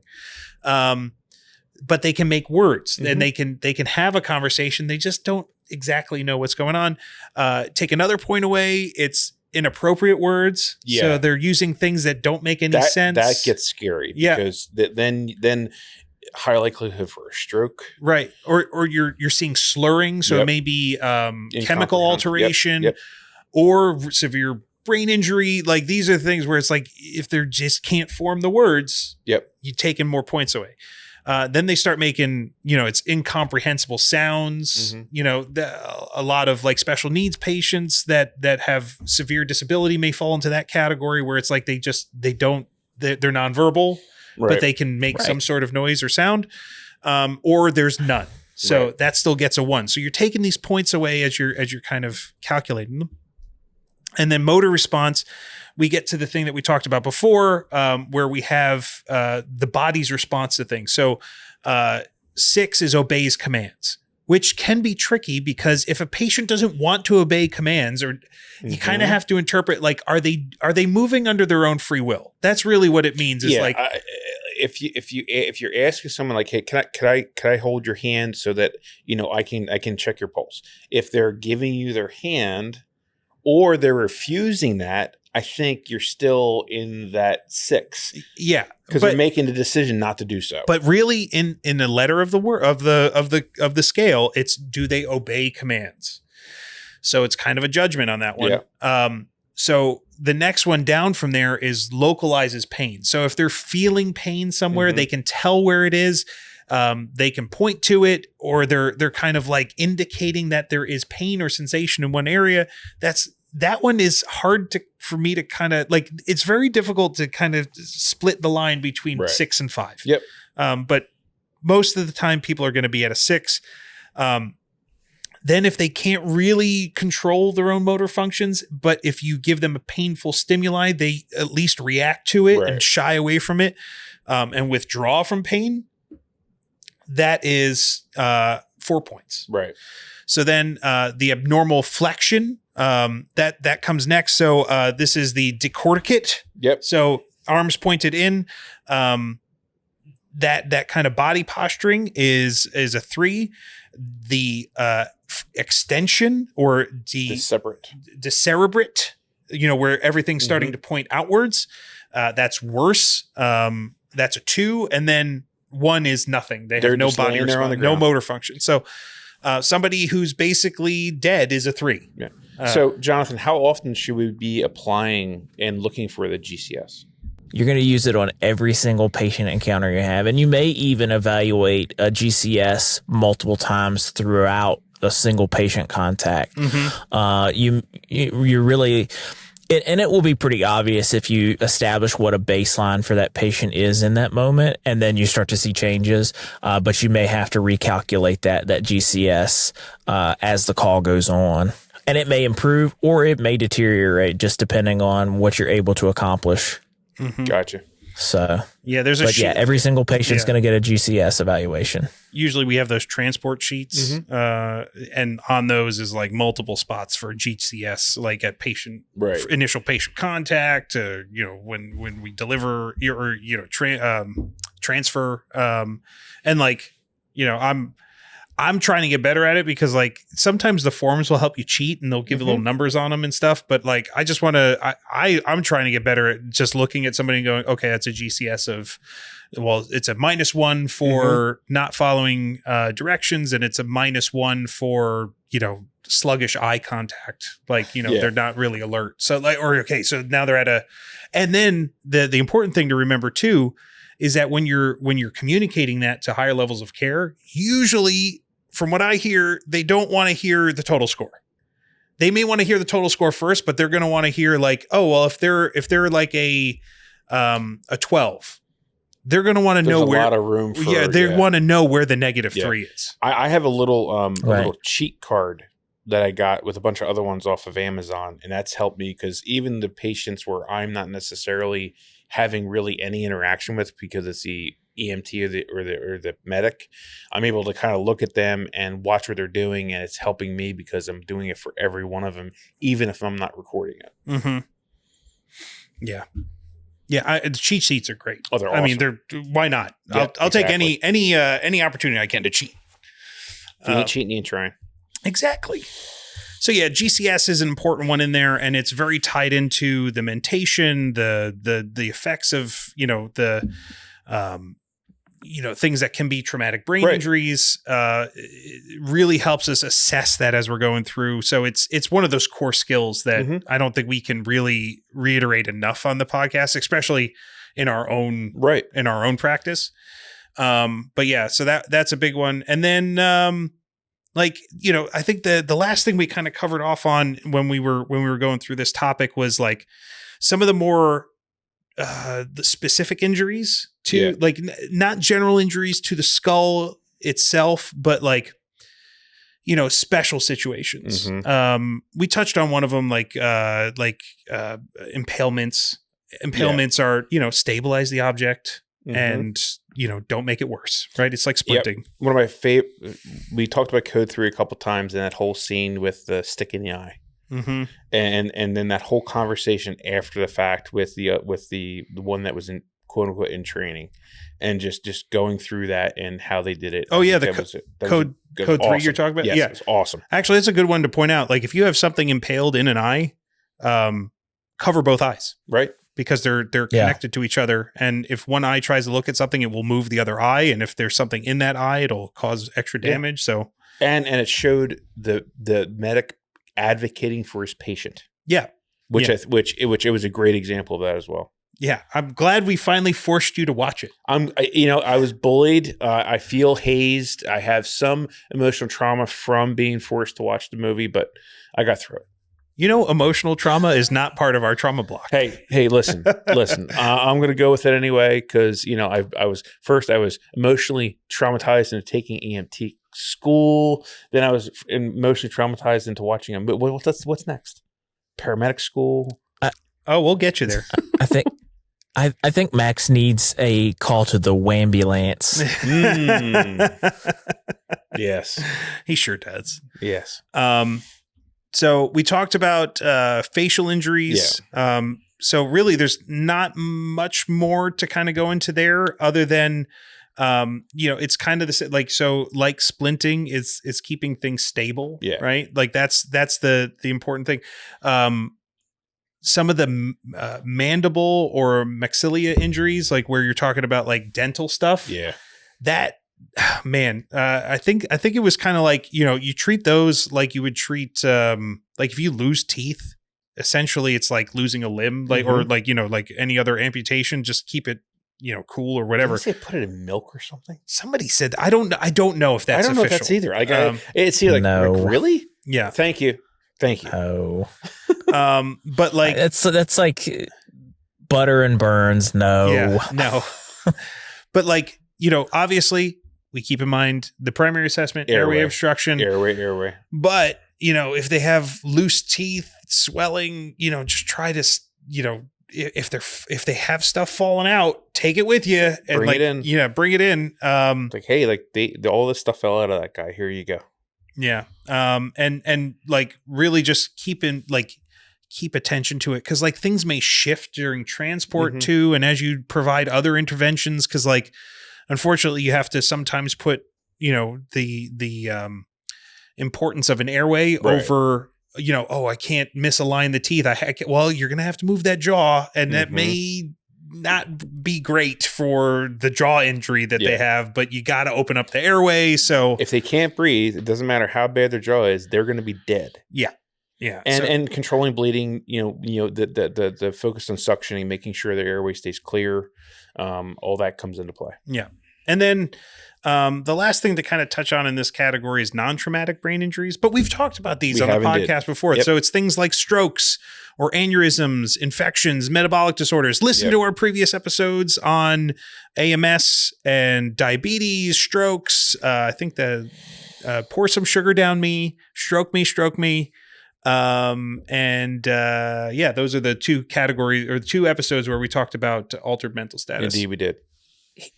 Here's the takeaway that I have with that, right? Some of these things. Did this non-traumatic thing occur, right? Did they have a stroke? Did they have an aneurysm? Or is it some sort of like sepsis or infection? Or is it a metabolic disorder like diabetes, right? Did that occur first? Right. And then the trauma happened? Or do they just happen to have that and then but the trauma is the cause of whatever is going on, right? So that's kind of the takeaway for me when we talk about non-traumatic brain injuries. We have to make a determination sometimes if there is an associated trauma. Was this the chicken or was this the egg? Yeah. Right. Yep, exactly. So, I mean, there's so much that we've...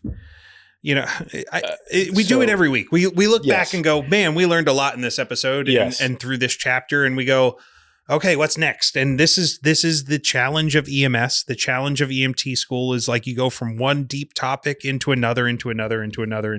So we're there with you. We understand. We know what it's been like to kind of go through all that stuff, and it's a lot.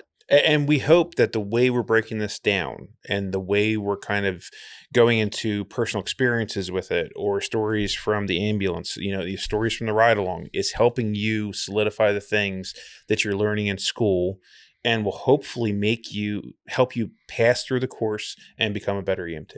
Yeah. That would be like the cherry on top. And even more so than that, we use it ourselves. Exactly. We use this whole podcast as our refresher 100%. And study guide. So it's very self-serving too. It is indeed. We're in it for you, but we're in it for us too. But yeah, so that is our topic for this week. Next week we will move into neck and spine, and I'm sure it'll be as robust of a discussion. There may even be some controversy in that one because there's a lot of back and forth on spinal motion restriction nowadays and how appropriate it is in all the situations that people use it. But that'll be a good discussion, I think. Yes. But now we move into our, very popular. Oh, I mean, we get nothing but praise at the people love Tools of the Trade. No. The reason they listen to Tools of the Trade is it comes right before Jonathon's part. It's true. So they catch like the last 30 seconds of Tools of the Trade. It's the lead up. And that's the only reason why there's any kind of timestamp watching of Tools of the Trade. Yeah, but what is our Tool of the Trade this week, Max? So Tool of the Trade is a Penlight. And my partner here has a handy dandy. Oh, this one right here? Penlight that's right on his neck. Yeah, well, it's pen shaped. So you can put it anywhere that you would use a pen. It has a little clip like a pen has. Right, which breaks. Which does break. Yeah. So what is a Penlight? It's a compact diagnostic tool used for assessing pupil reactivity to light. Pearl. An acronym. Pearl. Pupils equal and reactive to light. To round and reactive to light. If they forgot the T, but they remembered the and because they wanted it to make sense. There's a T? To light. Oh, yeah. But Pearl would that wouldn't work. But like we talked about, the idea of being able to use these tools to see how the pupils are reacting, whether they're reacting equally, whether they're reacting at all, whether the size of the pupils is the same or different. And that's telling you different things about what's going on in someone's head. They can also be used for examining oral and nasal cavities and also inspecting wounds. Yeah, for visualizing. Yeah, exactly. Lights do a good job of doing Light helps you see things. But the main thing is it's non-disruptive. So a lot of lights throw a lot of lumens. And this is a very, very low lumen light. So it's not going to blind your patient. Well, it's not to say that you can't use a high lumen one, but this is a tool specifically meant for examination, right, of the eyes, and it's meant to be shined in the eyes.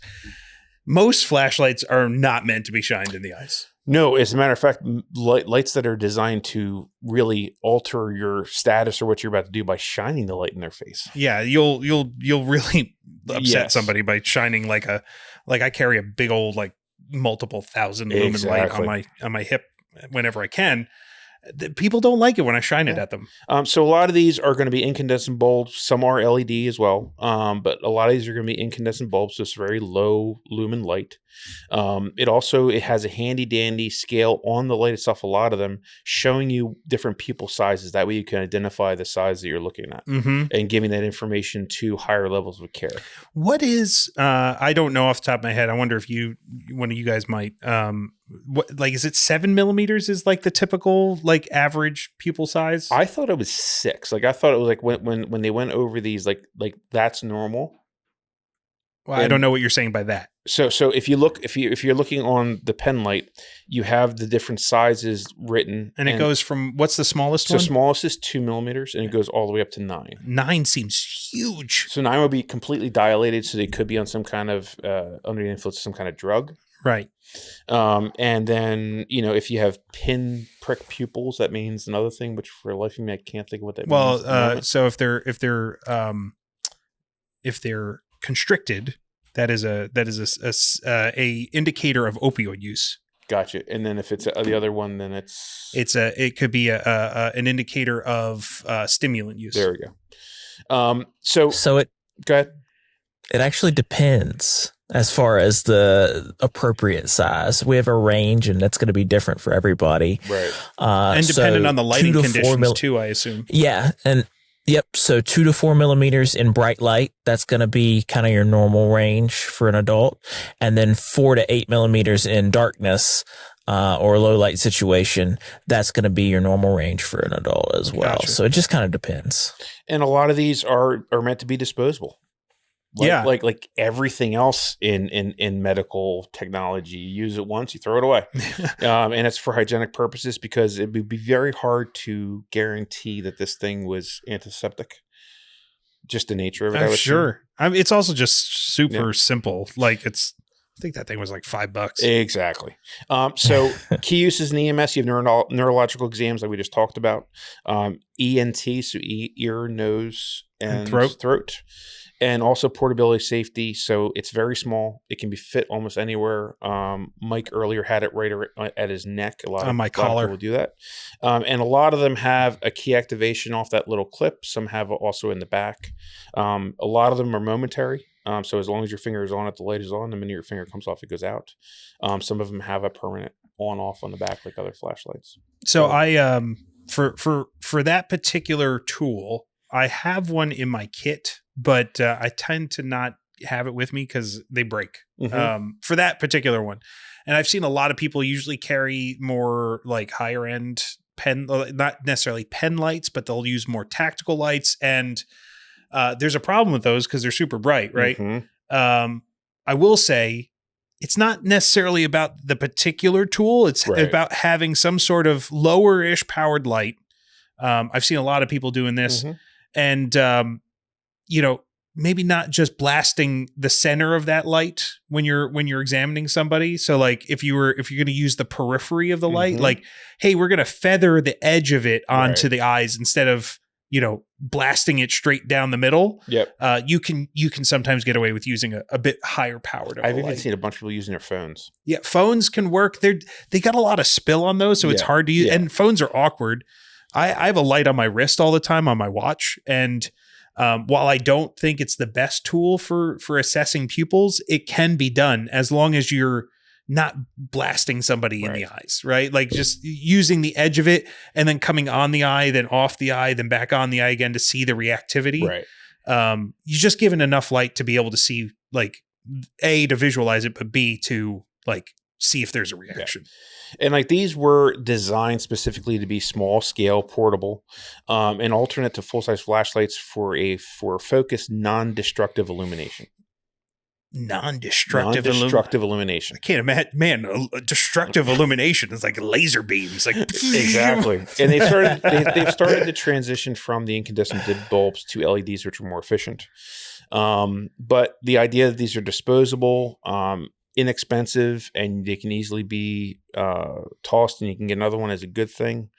There's a bunch of history that actually went back further than I really expected it to. Well, I assume this process of checking somebody's pupils goes back to, I don't know, Plato and aristocracy, Aristotle, and I'm sure the Greeks were looking at pupil reactivity with like mirrors and complicated candles. Who the hell knows? But apparently, like the actual Penlight design traces back to early patents for small battery-powered torches, with a notable design in 1914, and that was produced by a company called Eveready in 1917. Oh yeah, Eveready. It's a big battery company. It surprised me that they produced something this small and compact. Because if you remember flashlights from when I was a kid, it was this monstrous thing that barely lit anything. And the fact they were producing something that small in that early a time kind of was, surprising. I'd like to see the whatever the product was, because I'm sure it was still clunky, but the you don't need a lot of light. No. I think that's the thing there. It's like, okay, I think probably the hardest thing for them to come up with was the battery and the bulb. Yeah. But in the 1920s and 30s, they kind of evolved to like the pen style with the momentary switch. And since then, nothing's changed.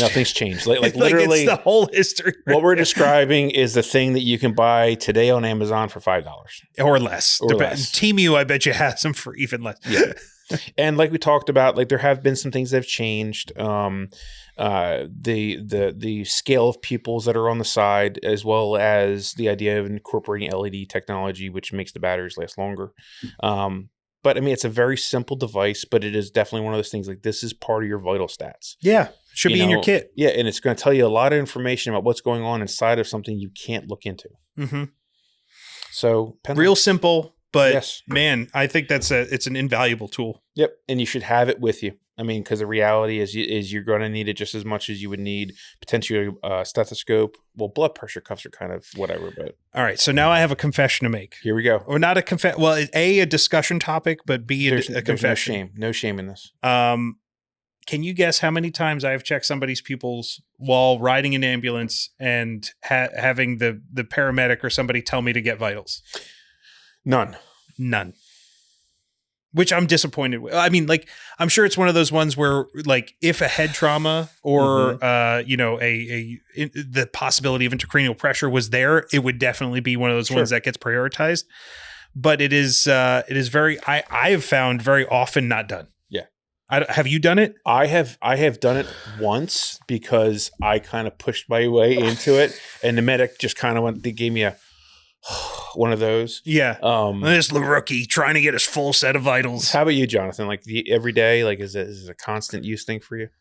It just depends on the nature of the call, and that's really like we could talk about blood sugars for every call. Oh, are you getting a blood sugar on every call? No, because it might not be appropriate to it might not be appropriate to what is going on. If I have a kid with having an asthma attack and they don't have any history of diabetes, why am I going to get a blood pressure or not a blood pressure, but a blood sugar on them? Yeah, I'm not. Exactly. It's but a Penlight, I have used a Penlight pretty frequently. Yes, because I see a lot of traumatic injuries, and then I see a lot of altered mental status, and so I have used a Penlight pretty frequently. You guys will get your chance, I promise. Oh, I know. I'm looking for. I can't wait. Like I just sit there and I like have my 1,000 lumen light ready to go. Pow! Like, how are you feeling now? If you didn't have head trauma before, now you do. Because my light is so and you may have devastating. You may have to dim the ambulance lights too. That is a thing. Right. You may have to dim the ambulance lights before you start trying to check. Because they're bright. Yeah, they are. I'm very quick with the switches. Like if we have like a patient that's like at all in an agitated state, I almost immediately go to, assuming care isn't being given, I'll go to the lights where it's just behind in like in the compartments. Oh, yeah. And it seems like people definitely calm down more when the light comes down a little bit more. Yeah. Assuming you don't have a medic trying to do an IV or whatever. Right. Yeah. I'm going to turn the lights off. I'm going to make this more challenging for you. Yeah. Can I also make a gripe real quick? Because why do they have to make it so ambulances turn the lights off like in 35 seconds from the time you turn the light on in the back when you have to do your truck check? I hate that. You leave the door open. Even with the door open, some ambulances. Not every truck is like that, but some of them, like I've got some trucks at home that have a like almost like an egg timer dial that you like. It's a battery saving thing. Yeah, I know. And ambulances are so notorious for like having electrical issues because and especially now there's so much stuff that's powered back there. I'm so angry because like you purposely plug the ambulance into an outlet when you park it. Yes. Like it should be able to just have the lights on. Which I know is a horrible, like it's not great for efficiency. But when I get in there, I don't want to have to get up and move to the front of the ambulance every 35 seconds to hit the little like the system activation button because the engine's not running. I'm like, this should be a thing. Like, give me light. I got chewed out because I closed the doors of an ambulance by a medic. Really? Medic said, like, we came back and I closed all doors, and medic's like, those doors need to stay open no matter what. I'm like, oh, okay. Sure thing, boss. Yeah, whatever. You got it. Whatever you say. Okay. Some people are very particular. But anyway, tool of trade, Penlight, have one, keep one, use it. Awesome. Well, thank you, sir. I think that's a good one to have because it's really well situated with what we're talking about, but it's the vitals kit. Like, and it's so cheap. Yeah. So, there you go. All right. So that is our tool of the trade for this week. Yes. Thank you, sir. Which brings us, of course, to the really the thing everyone waits for. It's what everyone's waiting for all week. They're like, oh God, why can't Jonathon be speaking the entire time? Yeah. This Mike and Max guy, we can really let's just cut them out and we just want the fast forward. We want Jonathon. Should have a time. We should cut you into your own separate podcast. We should. Just cut our voices out of it. Yeah. That way it's completely just doesn't make any sense whatsoever. Well, it certainly sounds a lot smarter. It's true.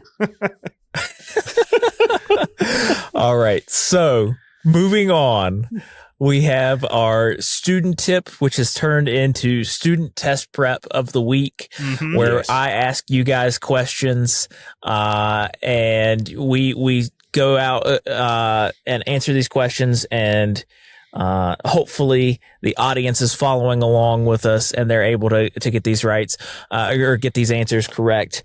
And this is helping to prepare you for your national registry. So we're using Pocket Prep. Question of the day. We'll start with it. Are you guys ready? Do you have the questions? I sent it over. We do indeed. We do this week. We can read them. Yes. All right. Which helps. So, and this particular image has today's question of the day at the top of it. Do you have it? Yes, we got it. Yes, we do. Okay. All right. So, question of the day is, which of the following conditions are classified as altitude-related illnesses? Select 3 that are correct. Okay. So, you have acute mountain sickness, or AMS. You have decompression sickness, which is DCS. You have high altitude pulmonary edema, or HAPE. You have arterial gas embolism, or AGE. You have nitrogen narcosis. And then you have high altitude cerebral edema, or HACE. Well, What do you guys think? clearly, everything that says anything with high altitude's got to be the answer. There's no way that they would try and throw you off by throwing in answers that are obvious. Well, they wouldn't do a thing like that. Well, the worst part about this is like they obviously have. It's really hard to pull the context clues ones or to have a rough estimate because they're throwing in ones that are very close to each other. Yep. And if you don't know the very specific answer, it's tough to eliminate it from the other one that could be the right answer. So there's a couple on here where I'm okay. So let's start like we've done every week, which is trying to eliminate the questions that seem like they're not the correct ones. Okay. But like before we eliminate a few, let's use our base of knowledge to ground ourselves. We know there are things that happen when you go really high. Yep. We know there are things that happen when you go really low. Yes. So divers have things that are like nitrogen buildup in the blood. And then lack of oxygen in high altitude environments causes high altitude type stuff. Right. So both of those are considered to be altitude related illnesses. So it's not just high altitude. It could be the low stuff too. Right. Yes. Okay. So based off of these here, what are you thinking, Max, that we should eliminate? So when I read this, I immediately went to high altitude, but what you just said to me kind of made me rethink it a little bit. So if we're talking about both going deep and going high, I know for a fact that decompression sickness is something that divers can get. Yeah, but you know what's not on this list? What's that? Decompression sickness. At least in that phraseology. Right. So I think we're looking at high altitude, which would make me eliminate decompression sickness. But it's tricky because one of those things on here. Oh wait, there is decompression sickness. Yeah, it's the second one. Sorry. Yeah. Sorry, that's my bad. so when I read this, like I think because they're talking about altitude, I think they're referring to going higher. That's my initial reaction. Okay. So that being the case, I would eliminate decompression sickness. Okay. Well, give your whole rationale because we may differ on this one. Yeah. So decompression sickness is something you can get when you're at a low, deep in the ocean, and if you go up too fast, you can get decompression sickness. Yeah. No, I'm sorry. What I meant is give your answers. Ones that you think you would do. So I would eliminate decompression sickness. I would eliminate nitrogen narcosis for the same thing because nitrogen buildup in the blood is what causes the decompression sickness in the bends. And then maybe I'm wrong, but the acute mountain syndrome sickness just seems silly to me. And I could be completely wrong, but if I was going to eliminate 3, those would be my 3. And then how many are there? There's 6 on there. So if you eliminate those 3, what would your answers be? So they would be high altitude pulmonary edema, arterial gas embolism, and high altitude cerebral edema. Okay.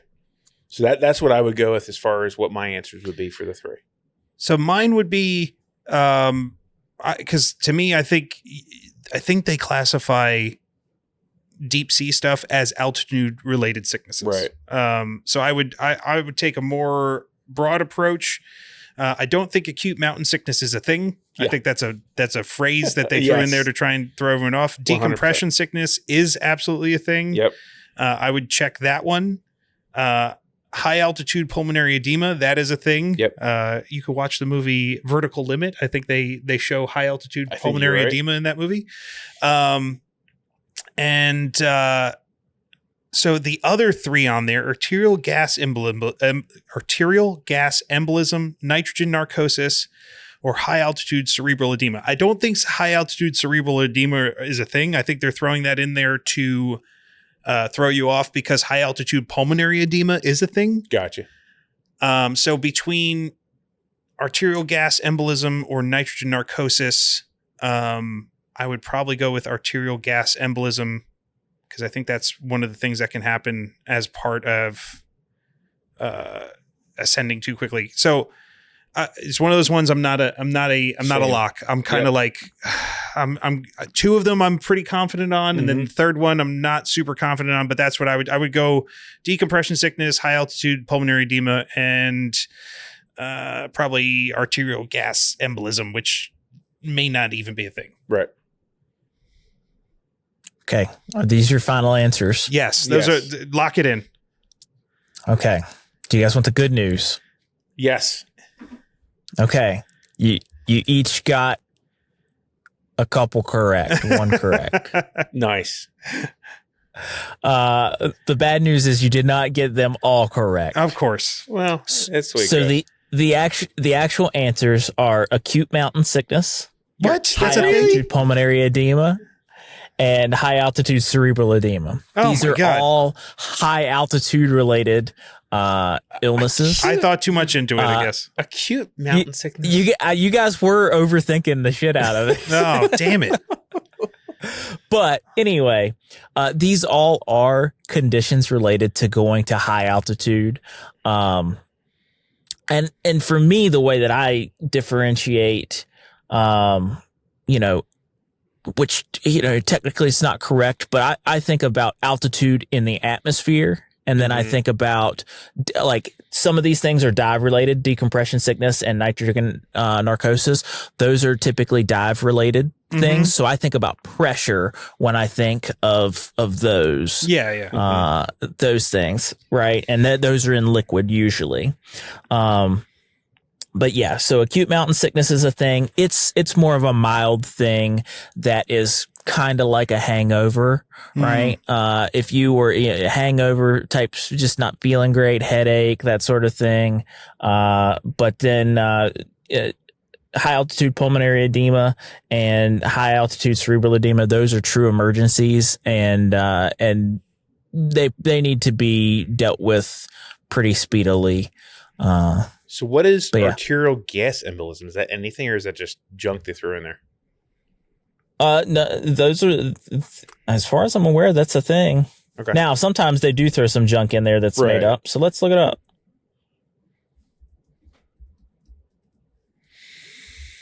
Arterial gas embolism is a life-threatening emergency condition where air bubbles enter the arterial circulation, blocking blood flow, ischemia to vital organs like the brain or heart. Common causes include scuba diving mishaps, so lung overexpansion. There we go. Okay. Yeah. Man. All right. Next question. Next question. Don't let giving a wrong answer on one question throw you into quicksand for the others. Let's just move on. Exactly. Yeah. All right. So you have an adult patient presenting with central chest pressure that began 20 minutes ago. Do you guys have the question in front of you? Yes. Yes. Okay. This chest pressure is suspected to be of cardiac origin. The patient is alert, has taken no medications today, and has no known allergies. The vital signs include a heart rate of 96 beats per minute, respirations of 18 breaths a minute, and a systolic blood pressure of 86 millimeters of mercury. Okay. Based on this information, which finding prevents the administration of nitroglycerin? 1, a history of hypertension and atherosclerosis, chest pain described as pressure rather than sharp pain, a systolic blood pressure below 90, and no prior use of nitroglycerin. Which of those prevents the administration of nitroglycerin? I am locked in on one. I'm locked in one too. What's yours? Mine is systolic blood pressure below 90. Yep, that's it. Final answer. You are correct. Right. So contraindication. Since we're vasodilating, typically what we're going to get with that is a drop in blood pressure, and we want to maintain a MAP of greater than 65, right? So, and generally we want to maintain a blood pressure higher than 90, or we're getting into hypotension. So, we don't want to give any sort of nitroglycerin for anything that's below 90. And then protocols even dictate 100, 110, depending on where you're at. Right. So, yeah, correct. Yeah, and really the other ones on there aren't any of the contraindications that were described in the education. The only one that was in there that was a throw, especially if you're unfamiliar, the idea of no prior use of nitroglycerin.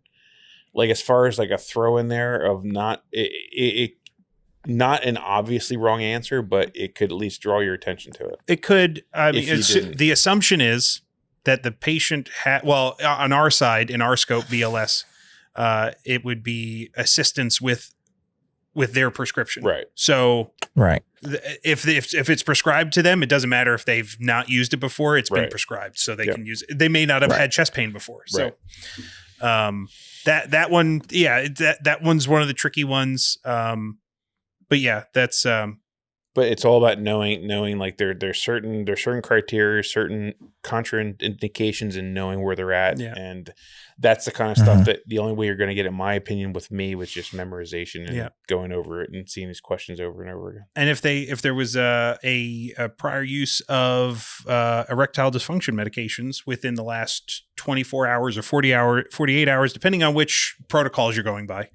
And depending on which ED drug, but usually is that when you give them a high five and ask them how it went? Oh, no. Okay. But like that erectile dysfunction medication is also a recent erectile dysfunction medication use is a contraindication. All right. Do we have we slayed that one? Mm-hmm. Time for one more? We recovered. One I think more? we recovered. Yeah, we got one more. All right. So, an emergency medical technician evaluates a patient with a tight cast placed earlier for forearm fracture. The patient reports increasing discomfort, and the affected area feels tense to palpation. Which findings are consistent with compartment syndrome? Select 3 of the following options. Now, we talked about compartment syndrome last week. So let's see what we can get into. So answer 1, tenderness. Answer 2, cool, dry skin without swelling. Answer 3, pain. Answer 4, decreased pain with limb elevation. Answer 5, flaccid muscle tone. And answer 6, numbness. You go first this time. You got to pick 3. I'll go first this time. All right, here's my rationale for it, which actually, even though we recently went through this, we did not necessarily go through what the patient feels as part of compression, ACS, acute compression syndrome. So here's just based off of the context of these things, what compression syndrome is pressure within compartment. Acute compartment syndrome is pressure within the muscle group, and there are some things I would eliminate just based off of that. So cool, dry skin without swelling, I would remove that, because that swelling is kind of inherent in the idea of pressure within the tissues itself. The flaccid muscle tone, I would eliminate that because, again, it's compartment syndrome is swelling and pressure within the muscles. So I would get rid of that one. Mm-hmm. So that really leaves the tenderness, the pain, decreased pain with limb elevation and numbness. And if I have to choose 3 from there, I would go with tenderness, pain, and numbness, because the numbness it can be from the decreased perfusion or pressure on the nerves from the compartment syndrome. I'm right there with you. Same answers. Decreased pain with limb elevation, not really going to be a thing because the pressure is not going to release just because they've raised their arm above their heart or their head. It could. It might. It's just the one in there that I'm like, I don't think we have not talked about decreased pain from limb elevation. Just but it could work. But I'm pretty sure that the tenderness, the pain, and the numbness would come from the compartment syndrome. I would say my answers are the same. You are both correct. Yay! Right? So tenderness, pain, and numbness are all signs of compartment syndrome. Just like we talked about in the previous episode where we were talking about compartment syndrome. Right? That numbness, that pins and needle feeling. And then, of course, pain and tenderness. Nice. In conjunction with the things they're talking about, the cast is really tight and it's increasing, and the limb is really tense to palpation. Mm-hmm. So 2 for 3. Great. 2 for 3. Good job, guys. I'm good with that. Solid 60%. I'm just some of those questions are rough because, like, how often did we go through altitude sickness or altitude related illnesses in school? Like 1 hour out of 144. I think you've got quite a few hours of that coming up for yourself. Maybe. Yeah, I think it'll probably think so. God, what outdoor emergency OEC? I'm sure that will be a block within OEC is exposure and altitude related sicknesses. Although in Pennsylvania, we do not have to worry much about altitude related sicknesses because usually those are above 10,000 feet, and we don't have anything in Pennsylvania above 10,000 feet. Right. Anyway. Yeah. There you go. So, it's just like you don't focus on those much in your training, and like they love to throw those ones in there. Yes. And it's like, God, it's terminology, but the understanding, hopefully you can work through the problems, and get the right answers. Yeah. Like, I'll try and work my way through it. Yeah. They're up high. They're lacking oxygen. Let's get them some oxygen. Yeah. Breathing problems, pulmonary edema. Sure. And then maybe bring them down from the area they're having the problem. That is the big thing. Yeah. And bringing them out of the environment. I know they're on fire. There's some. Go ahead. But bringing them off of the mountain or the high environment is probably going to be the best thing. Yeah. Mm-hmm. like when they're on fire in the car, it's not the time to, okay, well, I wonder if, so is that a partial thickness burn that's happening right now as you're being cooked alive? Or is it a full thickness? Like, what really should be my treatment right now? How about get them the hell out of the car and put the fire out? Yeah. Oh, man. Good All stuff. right. So 2 out of 3 ain't bad. It ain't bad. At least according to Meatloaf. He is an expert. All right. So I love this new section, even though I will say I am embarrassed when I get questions wrong, and we've already passed our EMT. But you know what? That's part of the process is recognizing you don't know everything. So I'm willing to put myself on the chopping block each week for you guys to show that, hey, we don't know everything. The whole idea of continued education, like you may have covered this thing in a block of instruction that was 4 months ago.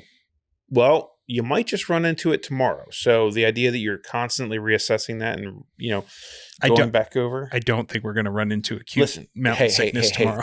Don't. First of all, I can't believe it's a thing. It sounds silly as hell. It was like, no, that one's definitely false. No, I'm on a mountain. Oh no, I'm panicking. It's acute. Anyway, let's wrap this thing up. Let's get out of here. Hey, do we have a special thank you that we want to put out to anybody? For this episode? We don't have, because We had two episodes last week that we released. Oh, well, yeah, if you haven't listened to them, let me please encourage you to listen to both the musculoskeletal trauma, which I believe is Boulevard of Broken Bones, and our interview with Bob Waddell, which was fantastic, and you guys will enjoy it. He's a great guy. You should go check that one out, and if you haven't already. Yep.